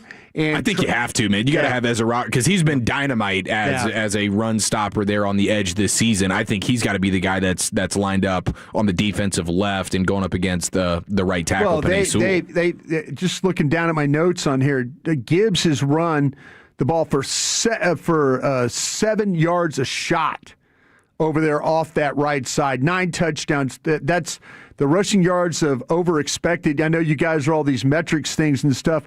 That's a plus 221. His 622 rushing yards to the right side is the second most, only behind Jonathan Taylor's 640. So they're going to try and run the ball behind Penei Sewell. You know where it's going. Are you good enough to stop them from doing that? And if they get that going, then their play-action game now comes into play. Yeah, I think that's the big thing that they want to do. I think it's a little bit different on both sides of the ball here, because I think Detroit's really going to try and run the football at a high level. If you can suffocate that and make them one-dimensional, that would be huge. But they want to run the ball and then hit you off the play-action stuff and try and mitigate some of that interior pressure that we know Quinnen Williams and Osa and Kenny Clark can all bring. But this is a big night for guys like Sam Williams, Dante Fowler, James Houston. You got to pack a lunch and get ready to go here, filling in for Clowney. Yeah. How creative would you get? If first quarter it's not looking great for you, would you put a Solomon Thomas on the edge? Would you put an Osa on the edge, doing stuff like that? You just got to know that you're going up against an all-pro tackle over there. You're going against a guy that comes off the ball and he gets into you and he's going to push. And he's got powerful hands, and he's going to try and throw you. That's the thing. Like I say, Clowney's length and strength would give you a good opportunity over there. And he's been playing so well. And he has been. And how is Sam Williams going to play? We've seen Sam Williams be a little bit of a liability over there. We've seen Fowler be up the field. All of a sudden, Penei Sewell sets, gets him up the field, wheels on him, and knocks him, up the field, and now the ball goes inside. This is I am sounding the warning alarms tonight for this reason, because of that. I think Dallas. I'm going to pick Dallas to win this game. I think offensively they could do some things to Detroit. But Detroit's ability, like I say, to run this ball is probably a lot better off now because of Clowney not being a participant in this football game. For sure. Now, on the flip side, I think if you were doing radio in Detroit right now, you'd be sounding the warning alarms about the Cowboys' passing attack. Absolutely. The way Dak's playing. Absolutely, yeah. And Pickens and Lamb and this Lions secondary has given up a ton of chunk plays, especially over the last month. They've dealt with some serious injuries there in the back end, and they got really, really tiny corners. So as much as I think the Lions want to run the ball tonight, I think your best opportunity for victory is airing it out in a big way if you're the Cowboys. Yeah, the Cowboys, what they will do is, and this is something that we've seen, Schotty was always kind of talking about, we've seen condensed formations and stuff like that, where they get real tight and you get bunch formations and they kind of scatter and stuff like that. the Cowboys have been kind of the total opposite of what Schotty was talking about doing. They figured out now, not having George Pickens and Lamb on the same side, they're a completely different team. But they spread you out that way. And when it comes to the width of their offense, third most in the league when it comes to the widest, when it comes to spread. 7.6 yards per play. That's the fourth most in the NFL when they play at that width. So I could see that's why they've had some success running these slants and stuff too. It creates space, and then it allows you to have the release to get inside. But I could see Dallas spreading out the Lions, especially if the Lions are a team that plays a lot of just their base package. And that's because they got a really good player in Brian Branch. So how they cover you, how they adapt to you, and how being spread out they are, that might give you some opportunities to work against a smaller secondary. Yeah, they are. I mean, you got a bunch of 5'9" corners out there going up against Pickens, who is an extraterrestrial, and CeeDee Lamb, people forget, is all of 6'2". And so both those guys, I think, could have a big night, especially with all the man coverage and the base defense stuff that they like to play. They like to blitz quite a bit. Like, that plays right into the Cowboys' hands, doesn't it? Yeah, it absolutely does. And, like Dallas is going to, if you're going to sit there and play base, and we saw this against the Raiders, if you're going to play base defense against Dallas, they're going to get in 11 personnel, and they're going to just operate, with those receivers. Now, with no Tolbert, who will be the player that steps in? Is that going to be Mingo, or is that going to be Flanoy? I think it's going to probably be Flanoy, who's shown up the last several weeks with some of the plays that he's made. So they're going to test this Lions secondary with the 11 personnel stuff, because if they want to sit there and if they want to play base personnel, I mean the Lions, there's only two teams in the league that haven't used 6 defensive backs in a game. The Lions and the Steelers. Every other thing has been nickel or just base. So Dallas, we'll see. We'll see if the Lions how they're going to match Dallas with their 11 personnel, because when Dallas gets in that 11 personnel, they lead the league in yards per attempt when they get in 11 personnel. Yeah, and when you look at this Lions defense right now, I mean, 27th in the league in red zone efficiency. Yeah. You saw Green Bay just totally tear them up just last week, but all season long there in the red zone defensively, the Lions have struggled. So being able to punch it in, you should have some good opportunities there. And then the explosives, like they are giving up big time plays over the top here. And so, I mean, Dak was very, very confident. He had a quote to Jane Slater, like the last time he was in this building in Detroit. He aired it out in a big way, and he expects the exact same thing tonight. He says he's about to do it again. So he's feeling good, and I feel great about the Cowboys offense tonight. In particular, their passing attack. I don't know how well they're going to be able to really run the football. Yeah, we'll see how the running game all comes up. But Dallas has kind of been one of those teams that can roll out of bed and rush for about 118 yards. Yeah, I mean, you pop a big, here's 43 yards, Malik Davis. That's what they do. That's what they do. Dallas is capable of running the ball against anybody. I don't think you should worry about that. You mentioned about the ball going down the field. Only Dallas, Detroit has given up some big numbers on the deep passing game stuff. Yes. Dallas is the only team ahead of them that's given up more. So might be a little one of those rubber meets the road games where which defense can prevent the other from just launching balls on them all day. Yeah, I mean, I trust this Cowboys pass rush now. I mean, especially with how banged up the Lions offensive line is and how different they look now. They've had Frank Ragnow, the best center in the league for many years. He's not on the team, retired before the season started. And the interior of that offensive line, I mean, teams have had their way with him. And you pressure Goff, he's a totally different quarterback. Like every quarterback usually struggles under pressure to some extent, but seems like no one has a bigger split. Like when he's kept clean, Goff can be as good as anybody in the league, and then you put pressure on him, and with Quinnen Williams and these guys breathing down his neck right there in the interior of the pocket, I mean, that's going to go a long way. And one of the other things about the Cowboys recently, they've had to overcome these slow starts. Yeah. Right? I mean, you've seen it in the last few games. They struggle in that first quarter a little bit, but this will be a something's got to give kind of situation because when you look at Detroit in their opening drives defensively, they're like bottom in the league in everything. 31st, I believe. The touchdowns allowed, the first downs allowed, the yards per play, third down conversions, explosive plays, red zone, like all of that. This Detroit defense, it takes them a little while to settle in. So hopefully the Cowboys can get out to a nice little start here, which has not been the case over the last few weeks. Now, some of the other things about this game that are going to be pretty interesting, just like the sort of the revenge factor and the desperation of both of these teams right now. Like this is really must win. Yeah, lose, and it throws you into like the single digit kind of despair. Playoff chances. If the Cowboys win this game, they have a 41% chance to get in the postseason. If they lose in this game, then it goes to a 9% chance. Yeah. And for Detroit, it's pretty similar there. So both teams are in playoff desperation mode, and we've seen the way Dan Campbell likes to go for it on fourth downs. That's been another struggle for Detroit this season. They're still extremely aggressive on those downs, but they haven't been able to convert. Right. The trick play stuff. Like I think we could see a lot of mayhem. You're playing against a team that their coach is very unconventional. He's not a by-the-book guy.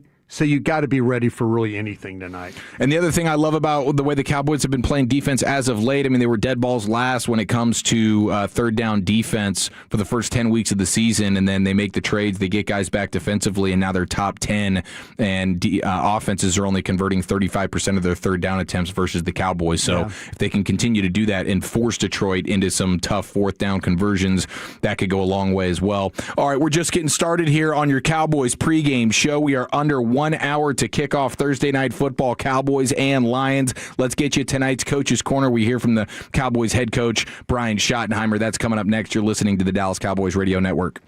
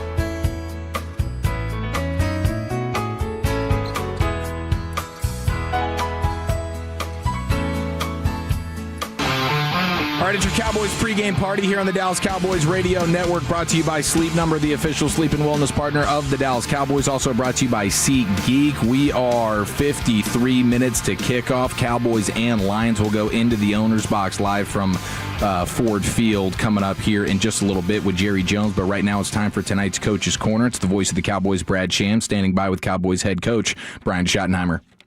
Fellas, thank you very much. I want to say, Brian Schottenheimer, that the gauntlet is ending tonight, but only in so far as you're now going to play maybe 3 out of your last 4 games on Sunday. I mean, does it feel like clearing a hurdle, having come through everything the last month? I think, there's always more hurdles to go in this league. You know that, Brad. You've been doing this a long time like I have. But, again, we're excited the way we're playing. We're very, very confident right now in the way we're playing in all 3 phases: offense, defense, special teams. And tonight's game will be a heck of a football game. You got 2 really good football teams, both play with a lot of physicality. And I think at the end of the day, it's going to come down to who takes care of the ball the best. I'm tickled by the fact that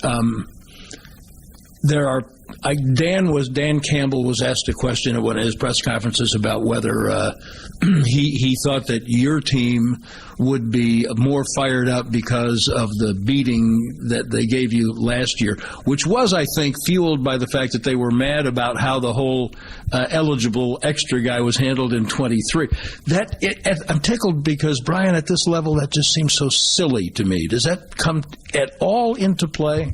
No, I mean, it doesn't for us, Brad. I mean, at the end of the day, I look at every week as another championship opportunity. It doesn't matter who you're playing. You have to, go through the process, and you work your normal week, Wednesday, Thursday, Friday. In this case, it's a little different because of the Thursday night game, but we focus on ourselves. And Detroit's a really good football team. What Dan and his staff have built here is very evident with the success that they've had. And his team plays with his personality, and that's what we're trying to build. And a little bit like when you get ready to play Kansas City. You look up to teams like Andy's built in Kansas City, and that's where you want to get to. So when you can go and beat teams like that, I think it's great for your confidence, but also to help you feel good about what you're trying to build.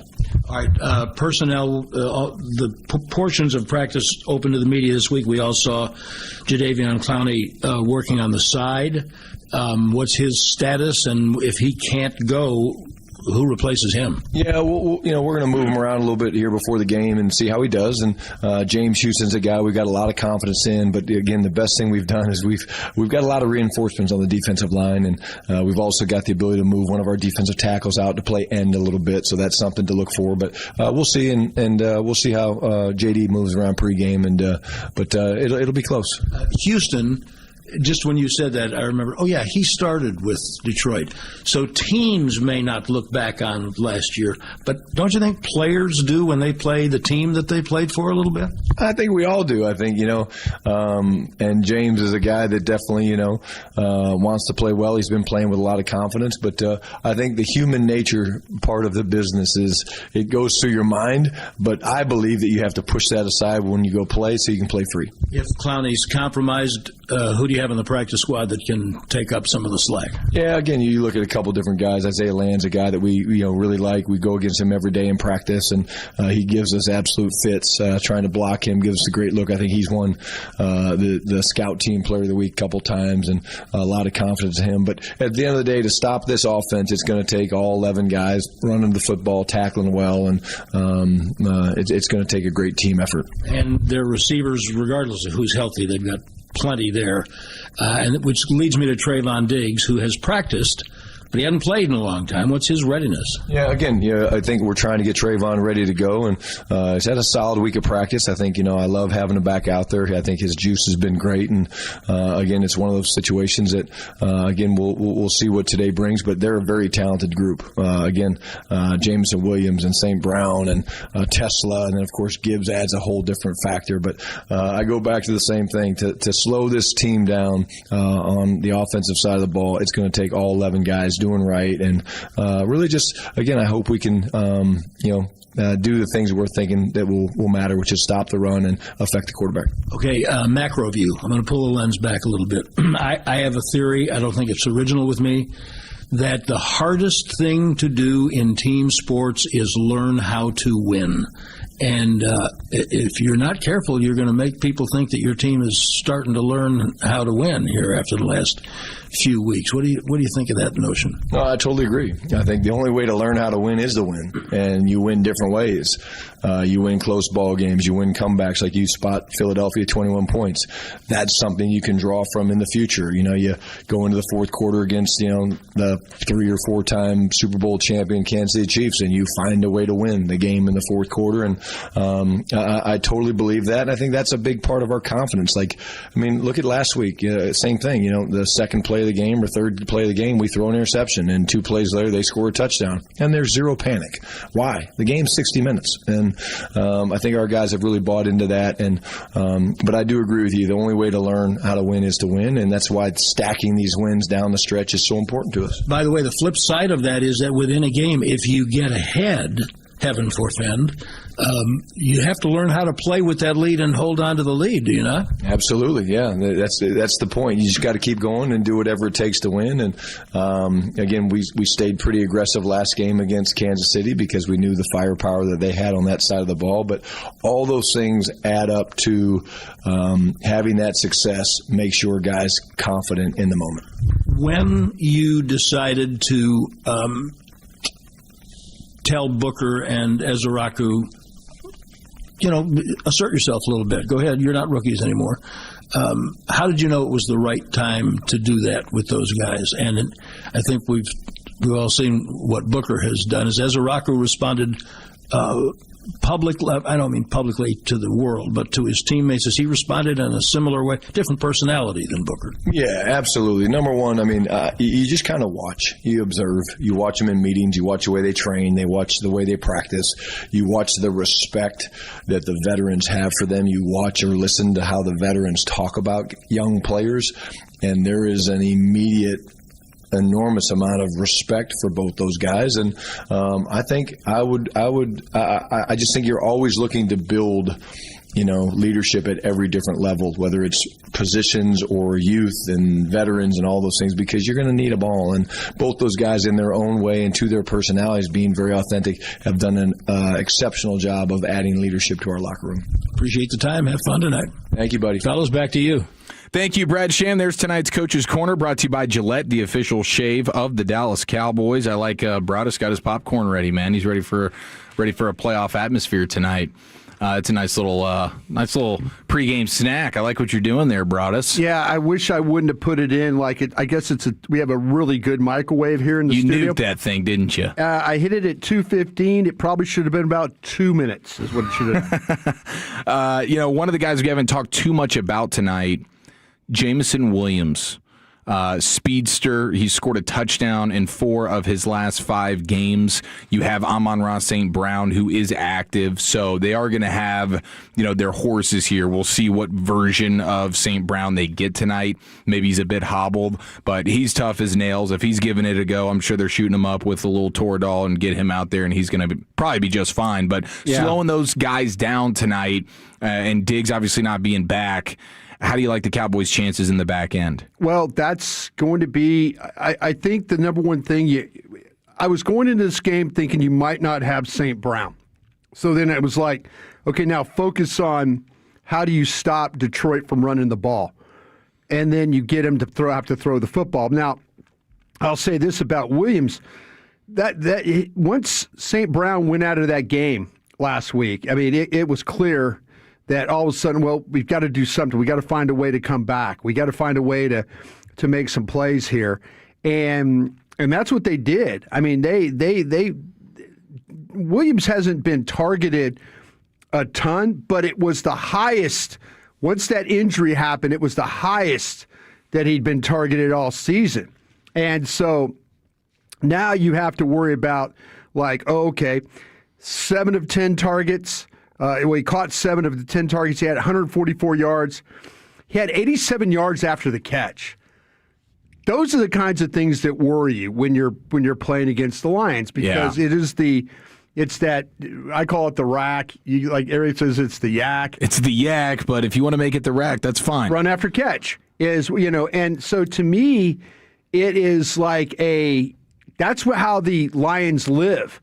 So if you're the Dallas secondary, as well as Detroit's defense tackles, you have to be on point with this as well. You have to find a way to be on point and make tackles in this game, because that's what they're going to rely on. And I think the vertical game, they're going to have to worry about that a little bit with Williams running down the field, because he has got that kind of ability to be able to run away from anybody that he plays against. Yeah, you're going to have some serious pressure on Goff and just take that opportunity away from him to really push the ball down the field and then just rally and tackle, because the speed of Jameson Williams is very, very real.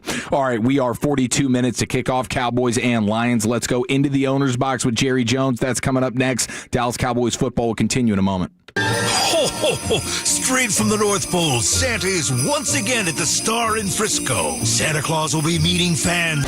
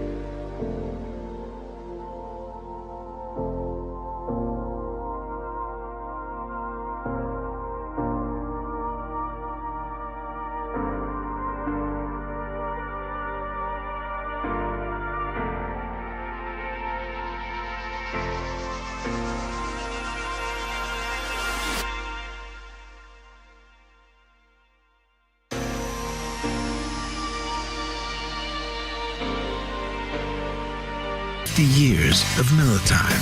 Celebrate responsibly. 2025 Miller Brewing Company, Milwaukee, Wisconsin.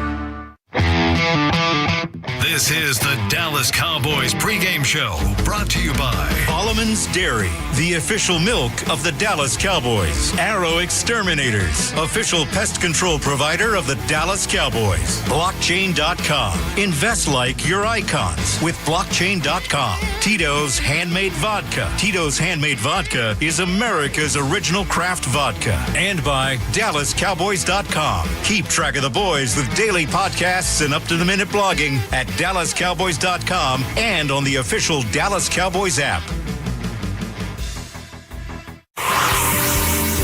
Here's Eric Giafalo and Brian Broaddus. All right, it's a big one tonight, ladies and gentlemen. Cowboys and Lions, 37 minutes to kick off Thursday night football, kicking off the NFL week. And this is playoff atmosphere, playoff vibes, sort of must-win scenarios for both teams. And it's time to go into the owner's box live in Detroit with Christy Scales standing by with Cowboys owner and general manager Jerry Jones.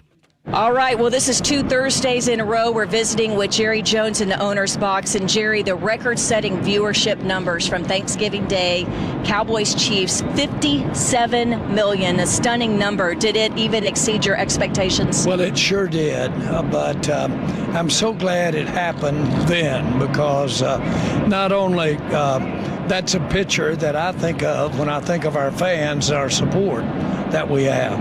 But to think that that many people were viewing at the same time Post Malone was out there, the featured entertainment, have that happen when we had so much going for us. Lamar Hunt, the Hunts have that team. They meant so much to me as I came into the NFL. I used to go down when Lamar first started the AFL. And I was about 25, and I'd just sit out in the lobby when they'd have a meeting with the owners of the old AFL. I don't know what I thought I was going to do, but when they'd come out, I'd go up and introduce myself and said, I'm Jerry Jones, but I had no idea what that was going to have happen. But anyway, it was great to be playing Kansas City that day. And I think some newer Cowboy fans don't know that you became within an eyelash of buying an AFL team, the Chargers. Well, I sure did, and it was more than an eyelash. It was a hope, a prayer, a dream, but there was meat on the bone there, too, and boy, am I glad that didn't work out. I know you also, the Jones family has a great relationship with the Ford family here, owners of the Lions. Tonight is going to be a whiteout. All the fans, we've got the Temptations at halftime.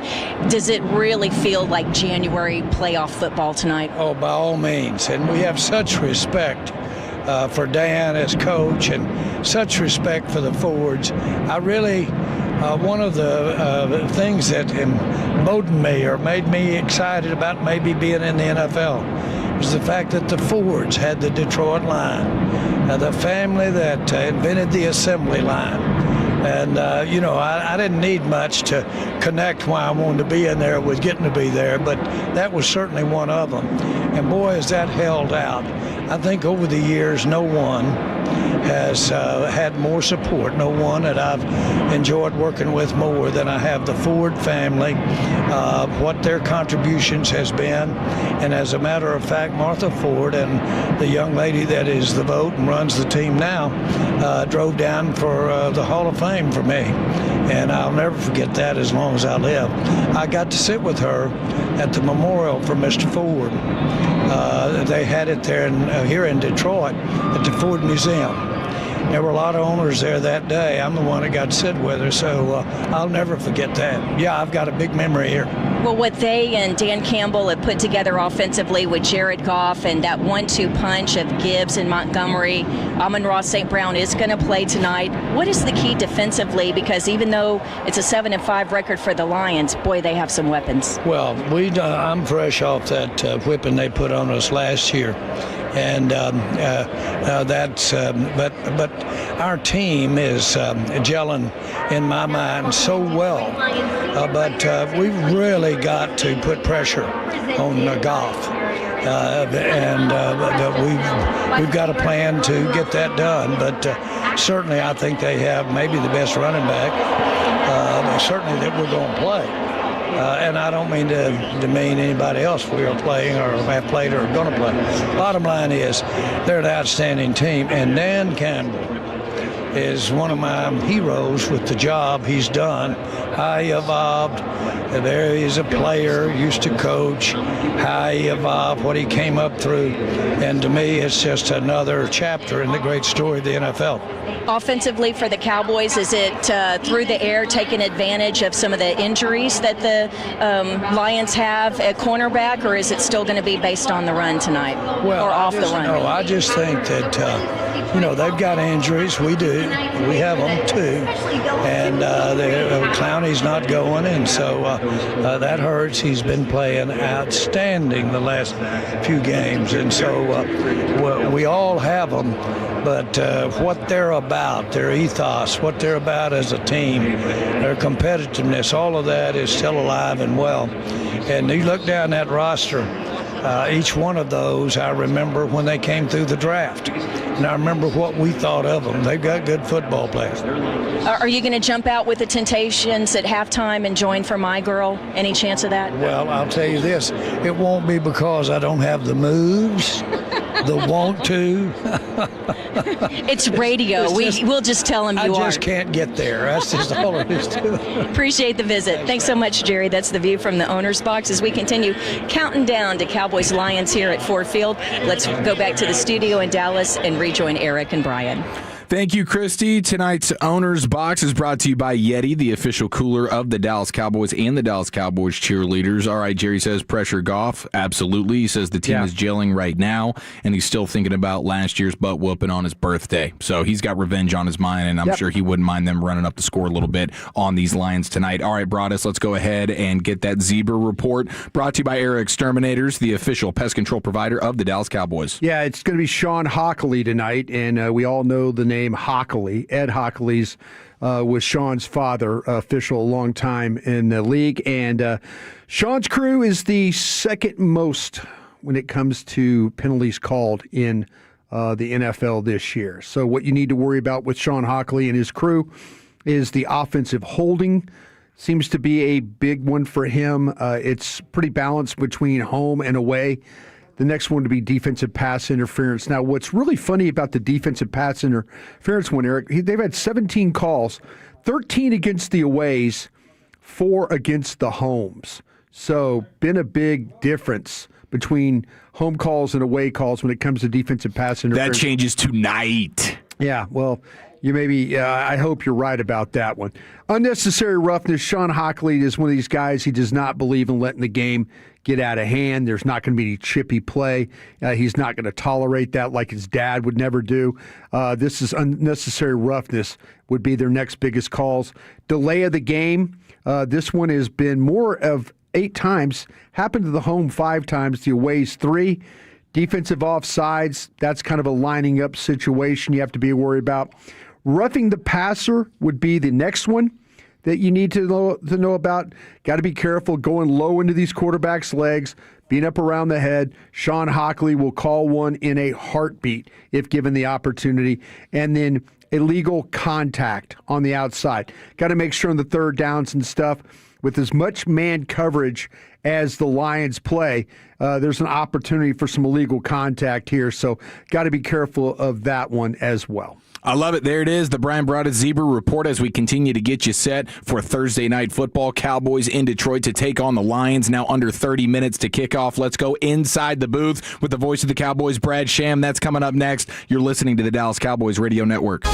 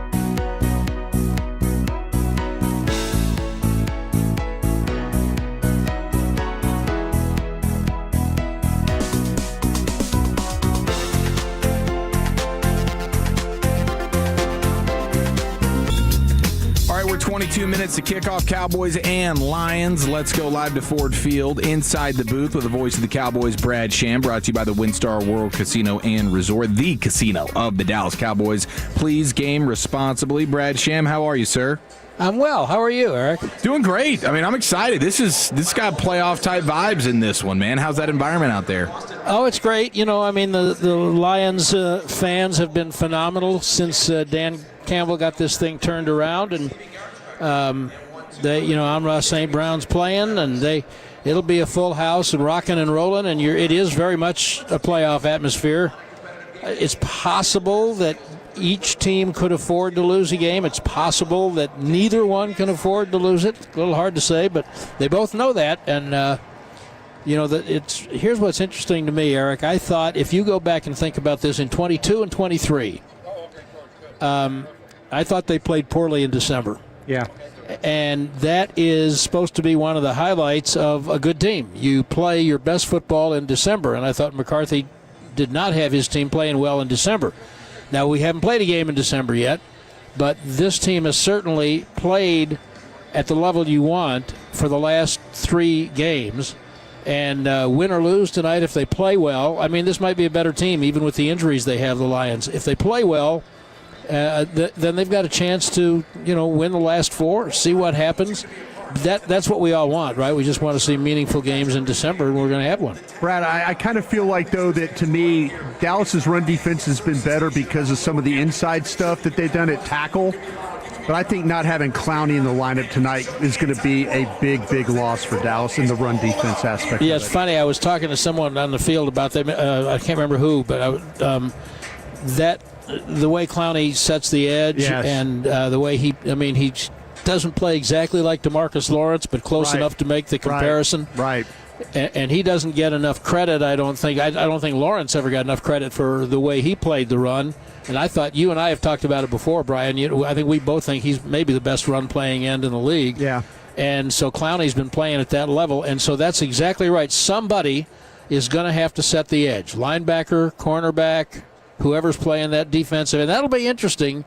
the end because, they love Isaiah Land, but they did not elevate him to play end so much. I think they elevated him to take a lot of snaps on special teams so that Houston could play more defense, but Houston's not a guy they love in the run game.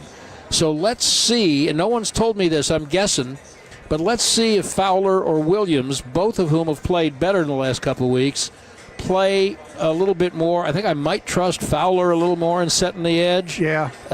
So let's just see. And then sometimes it'll be a tackle moving outside. But I think you're right. I think that's a place where they're going to miss Javon Clowney tonight. Well, Houston being a former Detroit Lion, I don't know if he's ever gone. I should have looked this up before I asked. But being a former Lion, maybe he understands playing against Penei Sewell. Maybe that's something. That right tackle is a monster for them. When it comes he's all world, and he had to have practiced against him. Yeah, exactly. So he has an idea. At least he knows what he's up against, for sure. Yeah, but be careful because that's not a normal human being out there. Nope. How about that Jahmyr Gibbs, though, Brad? The explosiveness there, tackling that guy is going to be huge tonight. Yeah, that's one of the things, Eric, that makes it a little surprising that they've lost 5 games because that guy is ridiculous, and also it's not just the speed. His yards after contact are very high. And so that's really going to be something to watch. And then, then they'll bring, they call him Knuckles and Sonic. Yeah. And anybody my age or within about 10 or 15 years does not understand that unless you, like I did, have a child who played video games with Knuckles and Sonic. And but that's kind of what they've got because that's what Montgomery is. But Gibbs, look, Brian, I don't know what you think about this. If they can they hold this team to 24 points? Gosh, I hope so. I think they've got a chance to score more than 24. I think they do too. They just get to 24 and hope that you can put some things together here on that offense because I think you can. Yeah. I think you can. Yeah, I think you can too. And I think if the way they've played the last 3 weeks, I know everybody still doesn't like Eberflus, but I think he's done a really good job of playing with his personnel since the 6 Horsemen of the Apocalypse rode in Las Vegas, and he's mixed and matched. And let's see if he can find someone to hold up the edge and play that run defense. Brad, thanks for the time, man. Enjoy the game. Okay, fellas. What days of the week is this, by the way? Yeah, I don't know, man. Sunday. I have no idea, but whatever it is, have a good one. Likewise, there he goes, voice of the Cowboys, Brad Sham. We'll get to Christy Scales' keys to the game in just a second. Let's go ahead and pause 10 seconds to allow stations to identify themselves along the Dallas Cowboys radio network. Your turn it on, leave it on.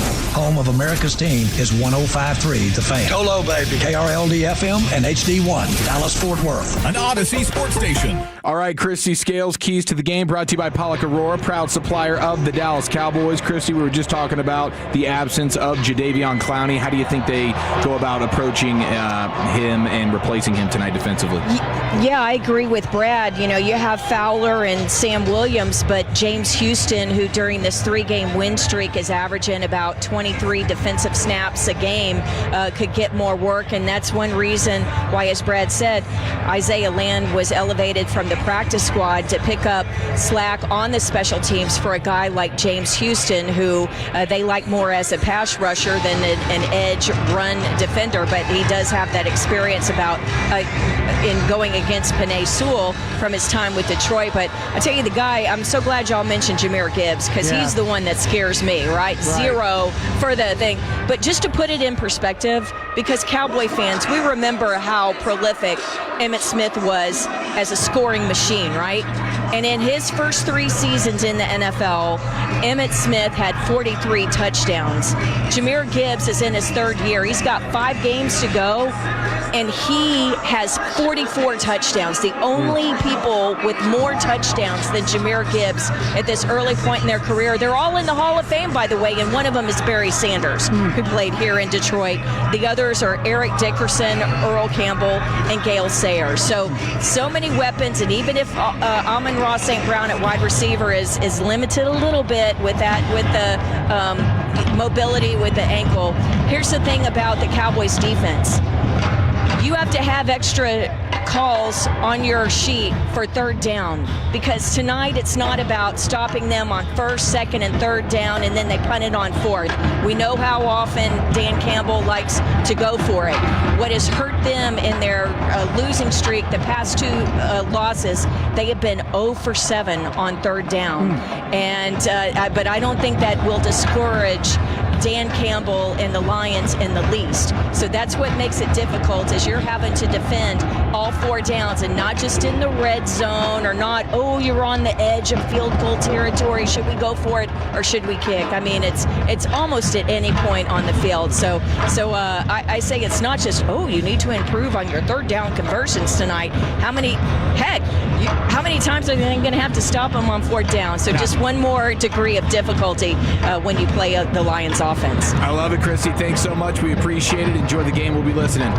Sounds good. Thanks, guys. There she goes, Cowboys sideline reporter Christy Scales. Broadest prediction time. I'm going to start because I don't feel good about it, but I've picked against the Cowboys the last couple of weeks, and it's gone the Cowboys' way. Yeah. All right, so I'm going to go ahead and do that again. Lions win 34-30. Yeah, I kind of felt like, though, that St. Brown probably wasn't going to play, so I was kind of thinking that maybe it was going to be Dallas 28-24. This is going to be probably a pretty close game. And I know it's a 4-point game there, but, man, I think this thing is going to go back and forth. I'll stick with it. Dallas 28, Lions 24. I love it. All right, that'll do it for the pregame show. Kickoff is around the corner with Brad, Babe, and Christy. Dallas Cowboys football will continue in a moment. Football is a team sport. Every inch of gridiron gain, from the line of scrimmage to the painted end zone, relies on many heads, hands, and hearts